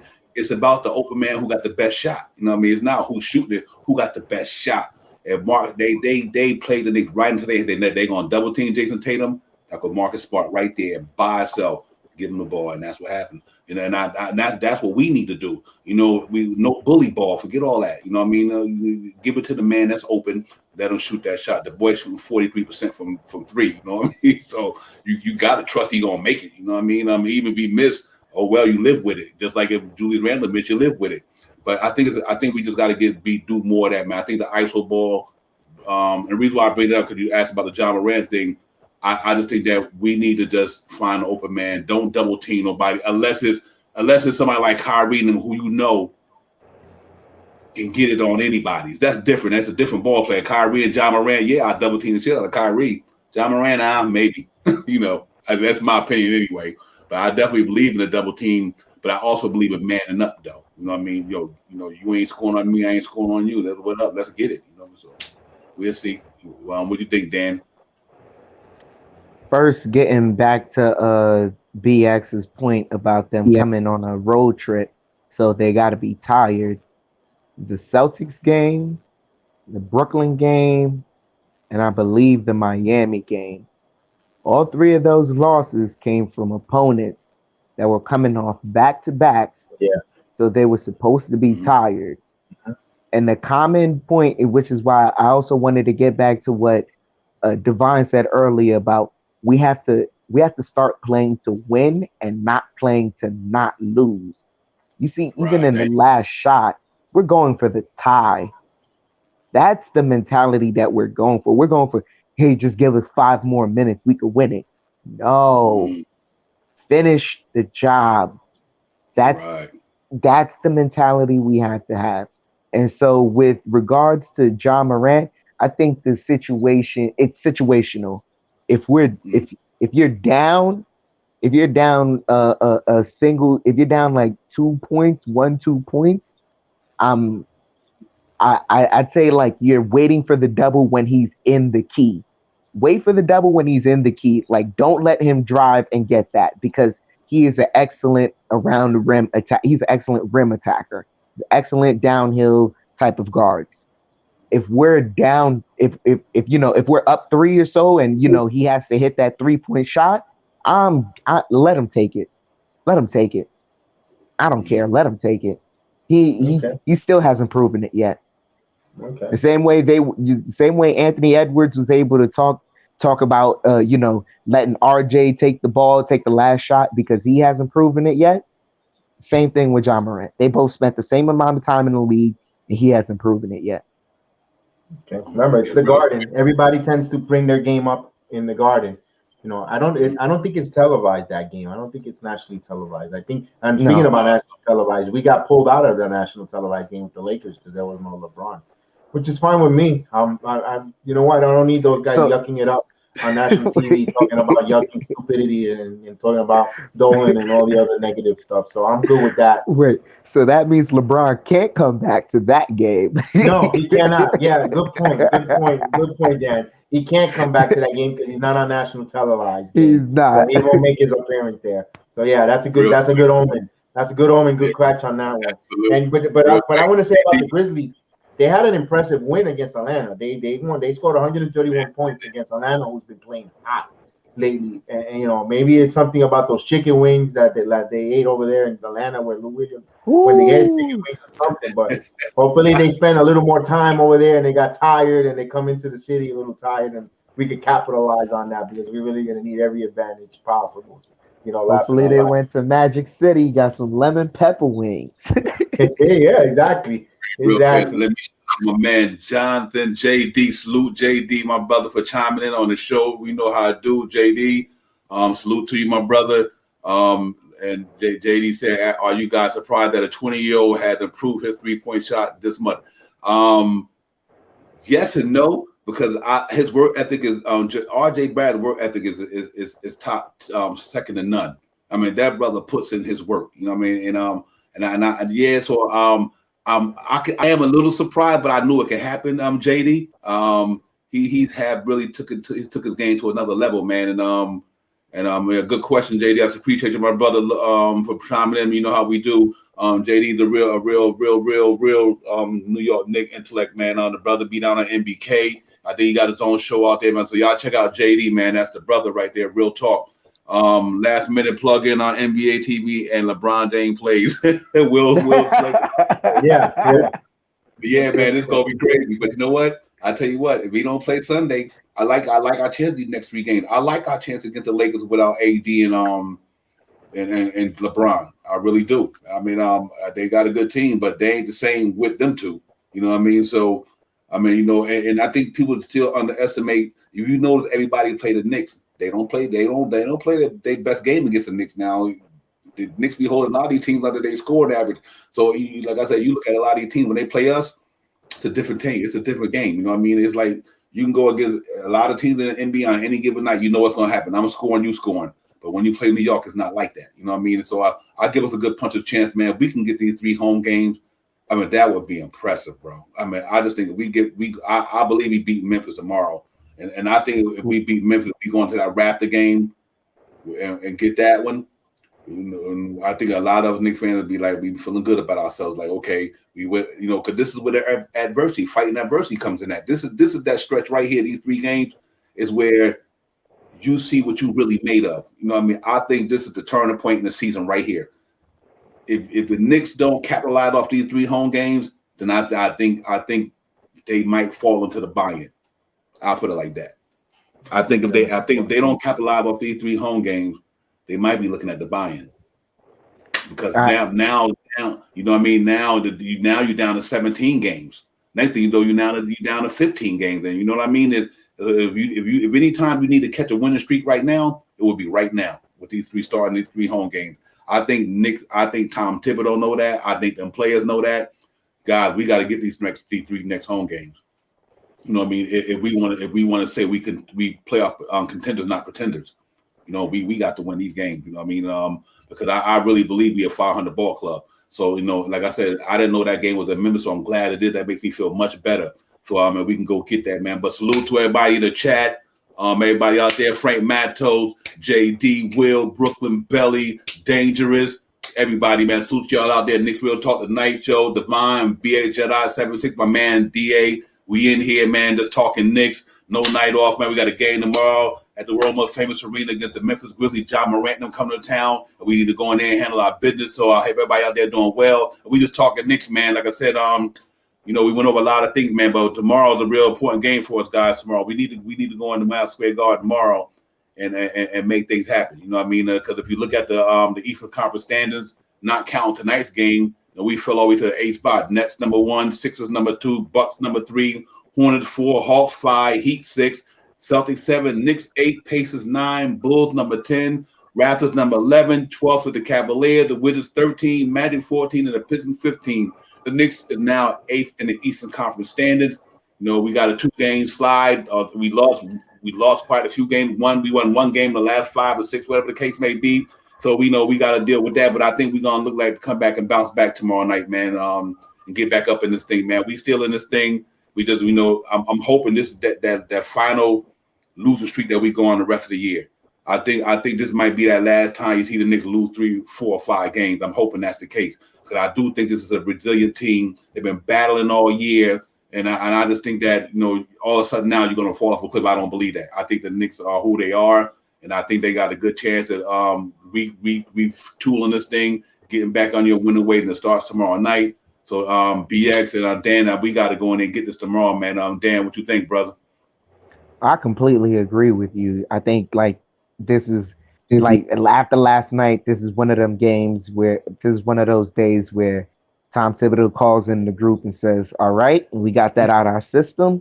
No more of that," because that was a poop show. I'm not gonna curse. That was a poop show, but we got to get that out of our system because we know we're fighting for something, and in order to fight for that, we got to make the necessary sacrifices. And also with regards to what you said, as far as the reputation of the Knicks, that's out there. Like, people know when you're facing the Knicks, it's not an easy game. Like, our reputation is being solidified with every game that we play. I don't know if you guys saw the video that Anthony Edwards came out with, where it was a post-game interview and they were asking about, can the Timberwolves play defense? And he went on a bit of a rant talking about how no matter what the coach says, that they have to play defense. But then he even went on a little soliloquy himself about how he loves watching when the Knicks play defense. Like, he loves watching us play defense. He thinks that we have no great individual defenders, but as a team, we play great defense. And that's the example he wants the Timberwolves to follow. And for that to be said by albeit it's a rookie, but he's taking notice. For sometimes it takes the youngest eyes in the room to take notice of something for everyone to go, "Oh, that's what's going on." So for him to take notice of that, the older players are definitely taking notice. Right. Absolutely, yeah, I agree with you 100%. And I think that's a mentality that we have, man. That when you come to play us, you come in. How would I say? You come into a team that they don't want you scoring on them. They don't want to outscore you. We don't want you scoring on us. And I just think that's so impressive, BX, man, that the mentality that they have on defense, like, nah, you know what?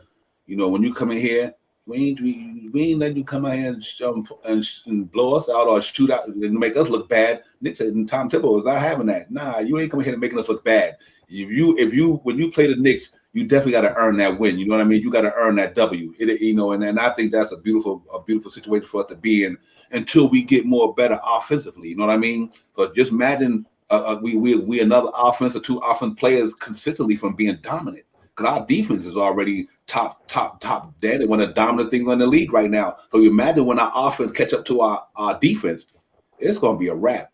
And I believe there's a couple players out there that's going to bring the Knicks is closer than everybody think they are. I'm telling you now. Right, that's why I told you that culture change. That culture change with Tom Thibodeau. You could see it right there, Divine. It's that's a totally changed mentality. The way they change in a year round. They're not going to stand for this losing and getting down, and that's why that culture change has changed, and like this perspective around the league has changed on the Knicks. Like you said, Dan, a young rookie seeing that the whole perspective around it, not just with the coaching staff and the playing, but the front office. You could see by the trading deadline, people they might have. We don't know how much that phone call that phone rang, and they weren't going to do a stupid move or an idiotic move or a knee jerk reaction to the fans. Getting someone in here, they paced themselves. They were smart about behind the scenes. We don't, we're just saying, and you can see that the whole perspective changed by this season there. And I'm going to address a comment by Jonathan. It says, if the season is a failure, if we don't make the playoffs, what we think. If they don't make the playoffs, Jonathan, as long as our guys, the young players develop, and he's seen us that it kept us engaged this whole 52 games, and we've been engaged, and Knicks are a must-see TV, and see how they hustle, how each player on the team has bought into Thibodeau's system and checked their egos on the door.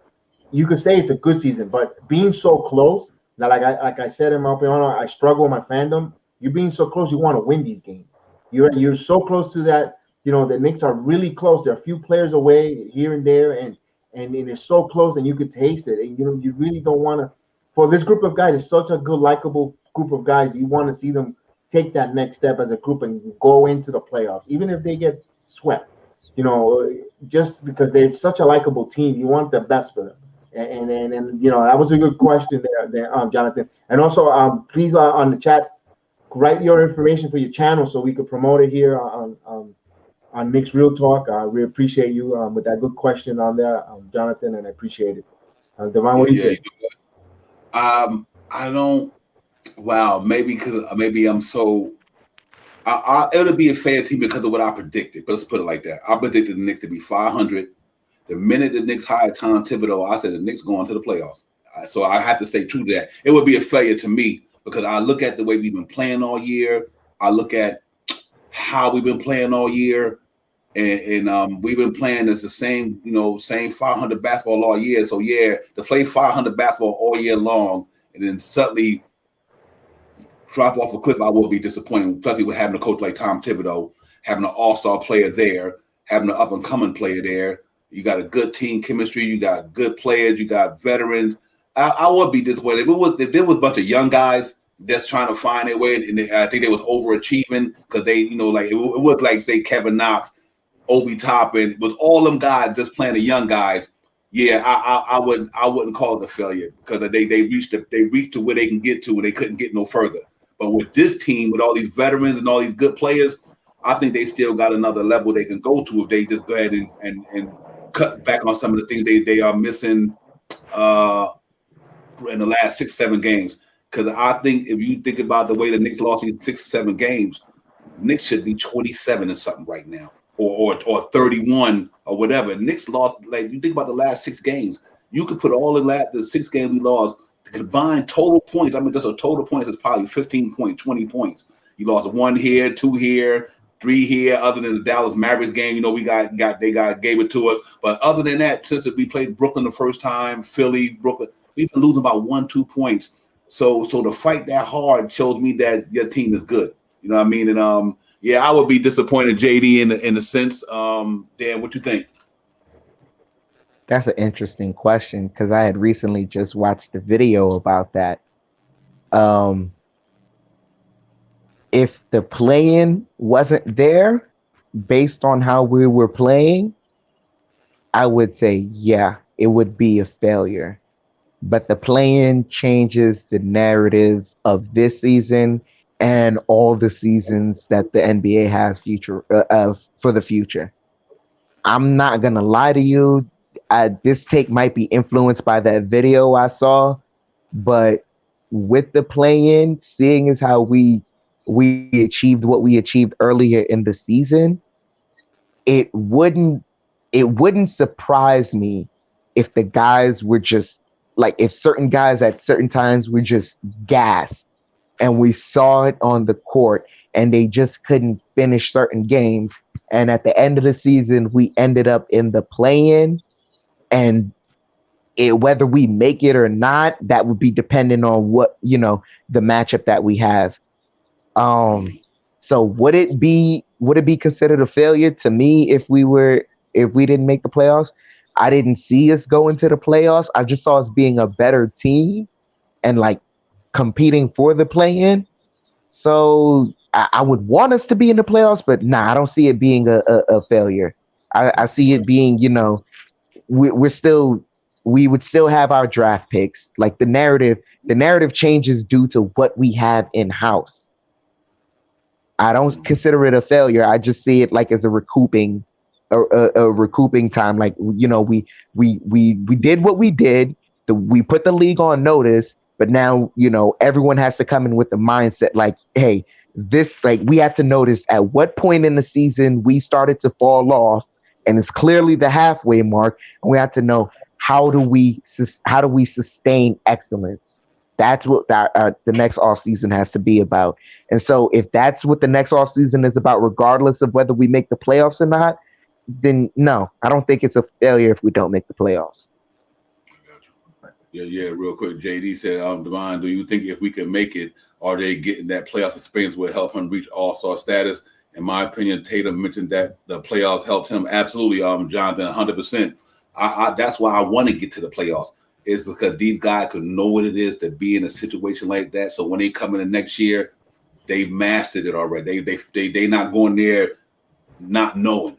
I think that's part of the maturation to me and building them to get more confidence. You get to that playoffs and you go in that intense atmosphere. I don't even care if you get swept, but you in there battling for something that means something. And I just think that's growth and development. You know what I mean? Experience is the best teacher. You know what I mean?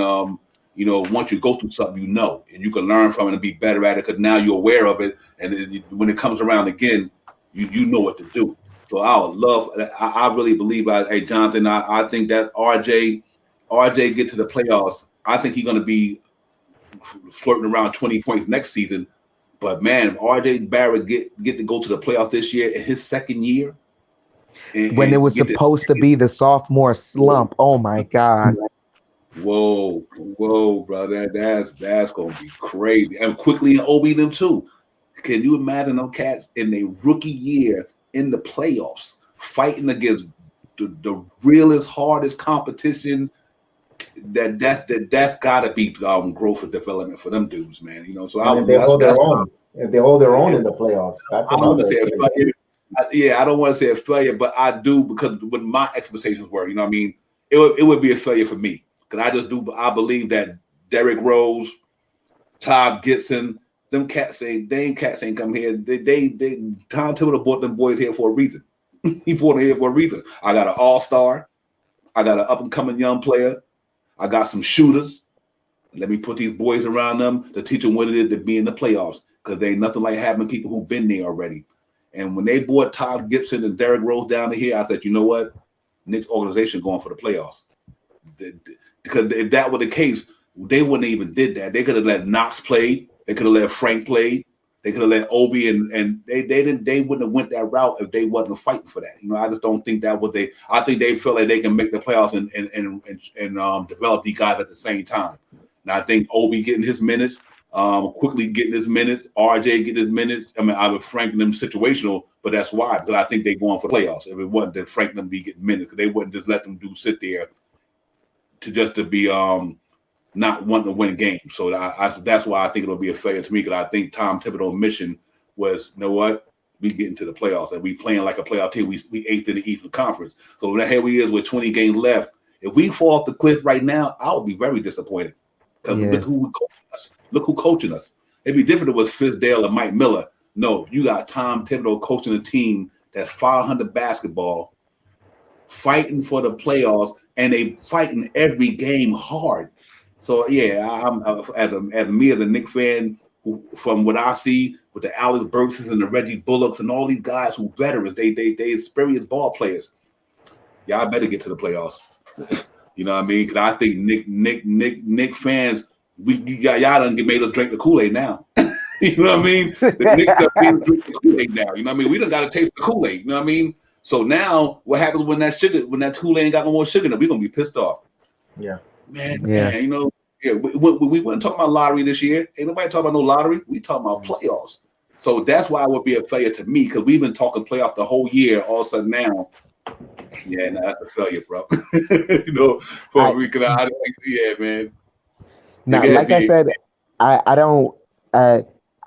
Like I said, I would accept that if we're like coming down the stretch, certain games, like you can see it even with the what was it? I think the Brooklyn game when Julius had the last shot. Just before that, you saw him wincing and holding his knee. You could tell he's just gassed. I can accept that. I will not. Right hand to God. I will not accept just pure tanking at the end of the season. I never accept that. That cannot happen. If they go on a losing streak, after all they've built up at the beginning, I would call the sorriest Knicks team in history. Not because it's just because you built up the hopes and it just came crashing down. I'd rather that happen in a playoff series. You do that. Break my heart in the playoff series. Yeah, you do that in the playoff series. Yeah. Hey, BX, what you think, man? I just think that we got to keep fighting for this, man. You know, we got to keep moving on. Brother. That's what I think. Yeah, I was reading. JD wrote the Knicks have won one game since Mike Woodson has gone. Playing conscience, is there something there inside the locker room that we don't know? You know what? I remember when they did that. I mentioned about hey, keep an eye. Woodson's not here. They're a little bit something. Another pair of eyes on the coaching staff on the sideline, seeing something help with the adjustments. It probably my thing is, I think they're going through an adjustment period, like without Woodson on the bench. He was a big part of this coaching staff with the defensive responsibilities and the assignments and being a buffer with certain players. And maybe that absence is they're adjusting. So maybe this is why we're seeing this 5 out of 6 game slide with the Knicks, the adjustment period without Coach Woodson. But it's still the same message with Thibodeau and Payne and all the other coaching staff. And it's just they're putting a little more responsibility on the coaches that are currently here, picking up the slack for Woodson. So it's something that there could be a truth to that, but I don't think they lost their locker room. It's just the adjustments with the coaches from time to time. What do you think, Dan? I know, Dan, you're laughing. Talk to me, bud. I hear. You want to know why I'm laughing? Ever since Mike Woodson got hired and we lost that first game, and someone mentioned that, JD, I would want you to take that same question and ask John Calipari that question. Seeing as how we took Kenny Payne away from him, and you see where Kentucky is gone through. Yeah, Kentucky going through something right now. Yep. Mm-hmm. Kentucky is going through it without Kenny Payne. And I'm not saying Mike Woodson was on the level that Kenny Payne was at Kentucky, but is there that affects the locker room? I believe that definitely affects the locker room. I'm sorry, I'm just laughing because ever since it happened, I'm thinking, is it the basketball gods, inflicting karma for what we've done to Kentucky? They won a blue blood in the tournament. What's going on? But hey, it is what it is. Yeah, man. Hey, yeah, coaching makes a difference. You know what I mean? And so I know it can make a difference in a team. The only thing that I would add to that is this here: the way we lose a game ain't got nothing to do with Mike Woodson. Mike Woodson ain't make free throws. Noel 2 free throws. Mike Woodson did not miss that shot Julius Randle took at that game against the other day against the Nets. Mike Wilson did not shoot that ball that RJ shot against Minnesota. No. RJ Barrett ain't the one going. No, Mike Wilson played the part. I can see that with the younger guys, but not with the veteran ball players there. You know what I mean? The Knicks. I think if we was winning the game, we wouldn't be having this conversation. I really believe that, but I do think that we are lacking execution on a ball court. I think we won in 6 because of I think here's something more important than Mike Wilson, Mitchell Robinson. That's what's hurting us. Mitch, you know what I mean? Losing Mitch was real big, dude. Because listen, that dude, that offense rebounds, controlling the whole area, not just the paint. Like Noel, he doing his thing. Don't get me wrong, but Mitchell Robinson was covering everything. He made up for a lot of defense lapses sometimes for us. And like if somebody get by Derrick Rose, or Alpha Payton, or RJ Barrett, even before they get to the rim, Mitch was starting to extend already. You know what I mean? I just don't think Noel could do that the way Mitch could do it. I think that, but I understand. I do agree with the Mike Wilson thing because you know why? He's like a father figure to them guys. You know what I mean? When you go into some, Mike Wilson could sit you down and talk to you in a way where you respect him as you just respect that authority. You know what I mean? But he also come across as a person who cared for you. So absolutely. I think you guys are 100% on that. It does play a major part in that. You know what I mean? And I think that's part of it. And I think him losing Mike Wilson, Mitchell Robinson, to me, is really, you can see the difference in that team. I just think that them two guys was real important to that team. You know what I mean? Especially Mike Wilson and Mitchell Robinson. But I won't use it as a way for them to scapegoat what our players is not doing though.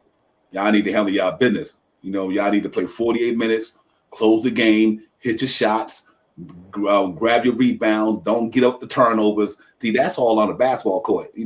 Memphis 18 turnovers. Okay, Mike Wilson was there or not. We wasn't stopping that crap. You know what I mean? So it's a give and take with that. But I do agree that he makes a big difference. But Mitchell Robinson, to me, man, people always wonder why Mitchell Robinson, why we talked about the way he do.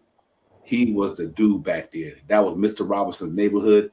He had that on lockdown. It's not always about the block shots, though. It's about not giving people a chance to score. He was altering shots. He make you adjust your shot. So even if you don't block his shot, you wasn't shooting it in your best rhythm. You know what I mean? He changed all that just by jumping at the 3-point line. So I think so, man. I think we on to something with that. But I miss Mike Wilson. I hope Mike Wilson have a good time down there and turn Indiana around, except for when they play North Carolina Tar Heels. They ain't trying to hear all that.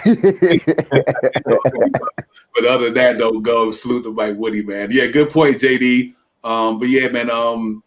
Like you said, people always point to Mitchell's weakness, but they also don't look at what that boy be doing, man. The kid putting up almost a double. He was just starting to get into the groove, coming back off that injury. So I mean, I hope he get back next year. I wish he get back for the playoffs. But I think that ain't happen, man. So yeah, man, it's all good, man. We in here, man. Knicks Real Talk Tonight Show. BX Jedi, Divine, Dan A. We in the building, the chat in the building. Jonathan D, P Ramos, Frank Matos, everybody in the chat, man. We in here just talking Knicks. Will, Brooklyn Belly, Dangerous, Tim Smith, Will. We see y'all, man. Appreciate y'all chiming in, man. Joining the show and just throwing your thoughts and ideas across. We appreciate that. And we just cutting it up, man. We got a DA in the building tonight to us, man. So it's about that grind time tomorrow, fellas. We got to get up there and get that W tomorrow. We need that, man. And I think we got to go in there and get that. And I'm looking forward to that game tomorrow, man. Just give me some thoughts, Dan. What you think about the game tomorrow? Rebounding. That's all I'm gonna say. Rebounding. I'm not gonna lie to you. That Celtics game when Marcus Smart got that offensive rebound, I was so mad. I was like, just get Norvell Pell in the game. I don't care. Get him in the game. That's a big body who could have held off Tristan Thompson and could have done something. Hopefully, he was tall enough and his arm could have gotten Marcus Smart's way and he could have got the rebound. Just rebound. We have to rebound. And also, I want to answer Jonathan JD's question. If I'm part of the get Peyton off the team crew, I got the card in my wallet. I just don't flash it every so often. I keep the I keep it in my wallet. I just don't flash it every so often because I understand. I understand what he is. He's a $5 million stopgap.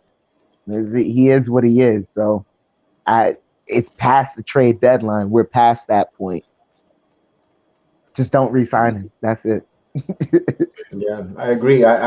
He's here. He's here. He's part of the team. We need to use him. He's gonna have to play. I mean, there's no other one coming. There's no one else coming into that door to play that position. We won't be able to bring it. I don't think there's a point guard available in the buyout market or out on the street, and it's too late anyway to bring a point guard with such floor general in the middle with 20 games left to come in and run an offense. So it is what it is. We're just hoping that they could tap into and put him in a position to succeed. He is the leading triple double machine for the Orlando Magic. He has the records for the Orlando Magic for the most triple double. I know it's just hogwash, but there's got to be something. That kid is talented. But I don't know what it is here in New York. He has a bad. He just can't shoot for the point for the modern NBA with the point guard shooting and scoring. He doesn't kind of fit. He's kind of being phased out of the NBA. His type of point guard play and. Unfortunately, we need to use them. Like you said, do not refinance. And I hope Alfred Payton didn't buy in New York. I hope he's renting. That's all. Oh yeah. And for tomorrow's game with Memphis, we just got to take advantage of our home court. Defend our home court. Feed off the energy of the crowd. Get in there with it. Come out, no lackluster first quarter. Set the tone early, and attack, and trust our defense. And go on forward with that, and just play our game, play our New York Knicks game, and law of averages, with that. Our law of averages, we got to win a game there, Divine. Yeah, go ahead, DA. Wait, I just want to say something. I almost forgot. This is a revenge game. Yeah, absolutely. I just remembered last year in the Garden, they ran it up on us. Yeah, and that's what Alpha Payton pushed my man Jay Crowder. Jay Crowder. And he deserved every bit of that. This is a revenge game. Yeah, I'm looking forward to that tomorrow night, bro. I'm serious, man. I think Knicks going in to handle that. And y'all, y'all. You know what? One thing about NBA ball players and teams, they mark them calendars. Oh, yeah. They mark the calendars. Okay, we'll see you again. That's how they think. You know what I mean? And I guarantee the next time the Knicks play the Minnesota Timberwolves, you best believe RJ Barrett's going neck. Oh my goodness, bro! You best believe RJ going 40 in that game. He gonna be like, okay, Anthony Edwards. Okay. So yeah, 40? Man. Yeah. I'm serious. 40? Dude, by that time, by next year. Yep. No, if you want the real talk, I say by next year, I think RJ's handle is just gonna be so much better. That's where I think the next evolution is in his game is he's already working on the shot. It's gonna come along as he keeps being consistent with the work. But he works on his handle so that he gets to anywhere he wants. I don't see a 40 piece. I see him giving him close to like 45, 50. He's getting the 50 piece. Yeah, man. Yeah, real quick. Like you said, with the Payton thing, before we go on to close the segment, Payton won't be a Knick next year. No. And the reason why I say that, Payton can give us 80% of good stuff, but the 20% that we need, he's not good at. That's that shooting that basketball. So I think because we got Derrick Rose here, I don't think Payton coming back. I think we're going to get a better caliber point guard to take that spot. They might keep Derrick. They're gonna keep Derrick Rose, and that's probably what's gonna happen to me. I like Payton. I like Payton as the ball player, man. I love his tough. I love a lot of things about Payton, but I think with the Knicks ready to go, I don't think he's gonna be. He's not that point guard we're looking for. No, remember they released him. They released him in the beginning of the year, and they bought him back. They bought him back on a lower dollar. So he really wasn't. Yeah, they that was a smart move. But if they looked around to see where they could improve, improve in point guard, and just brought him back because they couldn't find anyone, really to improve on that point guard play. But you could tell that he's not part of the future of the team or of the organization on that going forward with that. But he's here now. So you know what? If he's here currently on the roster, we gotta hope and pray for the expect the worst and pray and hope for the best with him. Because that's the type of player he is currently right now with the team. Hopefully he turns this around. Dan, something you said real quick. I want to Okay. chime in something with Dan. You know what, Dan? If RJ improved him handles, you're looking at a real point forward next year, dog. I'm serious. Yeah. What if he already get to the bucket like it ain't nothing? So know what Tom Thibodeau going to tell him now? You need to start getting your assists up like Julius Randle. You know what I mean? Now you see Julius Randle's maturation. Typical. So you see what Julius Randle was doing last year. Now we're doing this year. What's the difference? He distributed. You know what I mean? And once they get that dribble down, like you said, and oh my God, his penetration. Knicks gonna say, you know what? Certain game they're gonna say in a certain time, just let the ball run through RJ at the top of the point, give it to him at the top, and he'll dictate what everybody doing in certain plays next year. So I can see that happening because. Man, that boy get the whole his I don't know what you call it. Would it be a savvy or his shiftiness? I guess something shifty. RJ be getting in that lane doing some shifty stuff. I'm like, how the hell he be getting this stuff? His power, like even against Boston last night, you would think a guy like Jaylen Brown could hold him down. RJ was getting to that lane against all them dudes because he feel like he's not letting that dribble up for some reason, and he just get there. It's unbelievable. So I agree with you, man. I just wanted to point that out right quick because once that boy improves his handles, it's on. And getting in the air. Once you get up in the air, just don't think too much because sometimes he make costly turnovers when he get up in the air. And he don't have that good look at the basket that he might try to throw it to a teammate and kind of get a turnover. Once he get them two, then about the only two things I could say that other than that, RJ good. That boy gonna be nice. He gonna be nice. He was worth the 3rd round draft pick for the New York Knicks. I tell you that right now. Oh yeah. I don't have no problem with that. You know what I mean?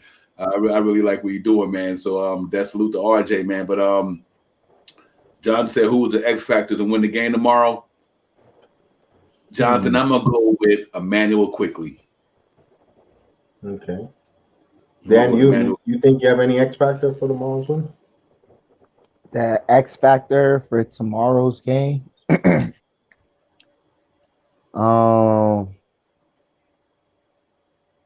He's been on a roll. I don't see them having a defender who can stop them, who can stop this person. I say RJ Barrett. The guy we were talking about just now, RJ Barrett. I say he's the X factor tomorrow. I think if they at a certain, like, I know Julius has been waiting to get his, right? He tries to wait until the 2nd, the 3rd, and the 4th quarter. And I know they've been trying to like make RJ go more so in the 1st. But I say let him and Randall share a couple of those later quarters. Let him more so get in the rhythm later on in the game, and we're gonna see something like just different tomorrow. I say he's the X factor. Okay, I'm going with Derrick Rose. I think Derrick Rose is gonna have a 21-point game tomorrow. I think he's gonna have 7 assists. I think because he does. Thibodeau doesn't want to continue this losing streak or go lose another game or go 1 out of 7, and he's going to rely on his guys with a Derrick Rose, and he's going to want to set a tone with him in the second unit, feasting him, play him in the second unit, and I can see Derrick Rose come out with a good game, just distributing and scoring. I think his jumper is going to be good. You can see that he was getting in there with that floater and that push shot that it was rimming in and out in Boston. I can see that going in more, at home, and also feeding with the energy of the crowd. I think Derrick Rose, to me, I think is going to be the X factor. I was at 51% of the victory of the win. If Derrick Rose comes with that, I think I like my chances. We're up to 75% for the Knicks to win this game. Because that's a tough Western Conference team, guys. I despite them being lower echelons, but that Western Conference teams give fits to the Knicks. You saw with San Antonio, you've seen it with even Sacramento come in the Garden. They Knicks squeaked out a win against them. So those are the X factors, and I think Derrick Rose is going to be a big part of that, in my opinion. Okay, Brooklyn Belly said Burks for him. Yeah, you know what, and that's the reason why I said Quickly, because Quickly's been in the slump. We quickly need to snap out of that a little bit. And I agree with Brooklyn Belly. We need Burke. If Burke ain't scoring them 20 points a game, then Knicks always going to be in a tough situation. You know what I mean? Because before he just win these last 2 or 3 game funks, he was killing it, 19 or 20 a game for 4 games in a row, something like that. So we Yeah. need with Booker Belly, we need Burks to get back to what he do, and that's another player. If you ain't gonna be consistent, you might not be here next year. As good as you playing, but you might not be if you can't do it consistently. You know what I mean?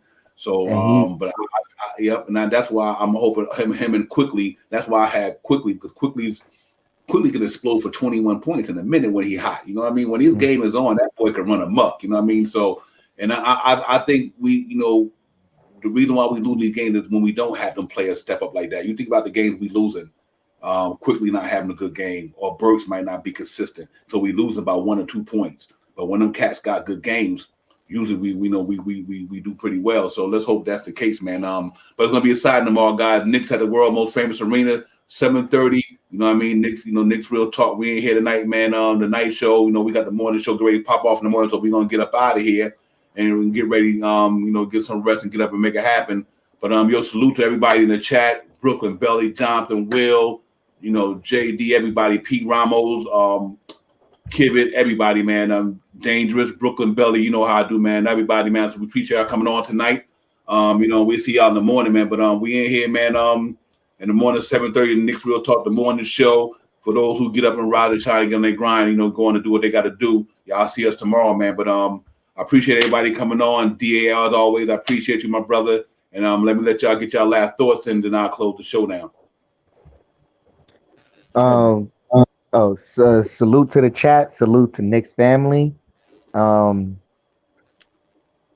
Yesterday was supposed to be get right, but there was some technical difficulties. Certain things happened. We dropped that game. Yesterday was yesterday.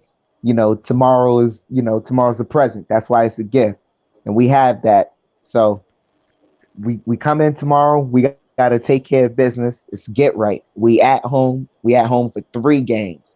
We have 3 chances to right the ship. We have 2 to get right, and then 1 to get us over and give us a cushion. Let's take advantage of that. That's all I gotta say. Okay. Salute, BX, my brother. I want to thank everyone in the chat, everyone that's viewing us on YouTube, Twitter, and all the platforms. I appreciate everyone coming on, from Brooklyn Belly, Will, to Jonathan JD, to Dangerous, to Brooklyn Belly, to Camilio, to Tim Smith, to Kibit, everyone that I missed out. Definitely, I appreciate you guys listening in to Steve from Elite Maintenance. I know he's always listening, always throwing out there. My friend Pete from BJ Wholesales, I know he listens from time to time here. Everyone that's out there, I appreciate you guys. And right now, the Knicks are a 1.5 point favorite. If you guys want to throw some shekels tomorrow night's game, Vegas got them a 1.5 point favorite, so that's a good sign. Usually Vegas is, they're always there to make money. So they see the Knicks are going to be desperate. They see that they're going to be there, so that's a good sign for us. And I really appreciate you guys. We're going to be here in the morning show, and I want to thank you guys. And if anyone in the Orlando area, if you guys need a dog sitter, we do dog sitting. Just hit me up on BX Jedi 76. We got that going. The pups. You guys want to go on vacation, and we got our pups. You guys want to leave them. We have a home, and we always watch our dogs here. So give it bxjedi76@gmail.com, and we'll get to you. Email me, we'll get your number, we'll call you, and we'll get you the rates on all that. And I think Pete Ramos says Knicks by tomorrow. Now 7, win tomorrow. I hope so, Pete. I hope you're right. 7 points, I'll take it. I'll sign up for it. And this is your boy BX Jedi. I know we got to get out of here, and I know we got the morning show tomorrow morning. We'll be back on. I'll be on remote location on my grind, and we'll talk to you tomorrow morning and wrap it up the show. Here we go to Divine. Divine, it's all you. Take us home. Close it. Yeah, salute to the channel. Salute to the panel. Salute to the chat. This is where it's at. Knicks Real Talk, the night show, man. We ain't here tonight, man. Great show. Great content, great dialogue. Everybody out there, man, be safe, stay well. Enjoy the rest of your night, man. Get up tomorrow morning, man. Get on your grind, with the morning show. We'll be in there. But salute to all y'all for checking out the show and supporting the channel, man.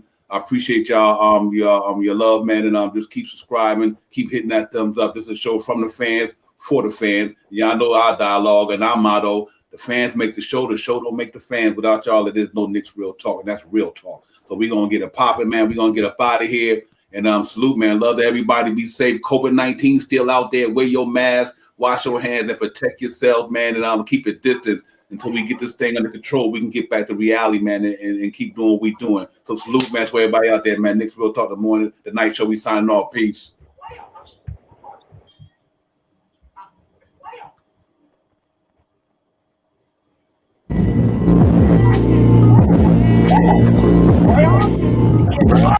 Playoffs? I just hope we can win a game.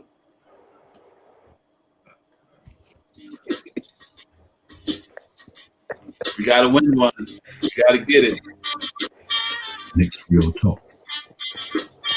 Knicks Real Talk. Knicks Real Talk. It's the night show. We on prime time. It's the night show. We on prime time. It's the night show. We on prime time. It's the night show. We on prime time. Knicks Real Talk. Knicks Real Talk. Knicks Real Talk. It's the night show. We on prime time. It's the night show. We on prime time. It's the night show. We on prime time. It's the night show. We on prime time. Knicks Real Talk. Knicks Real Talk. Knicks Real Talk.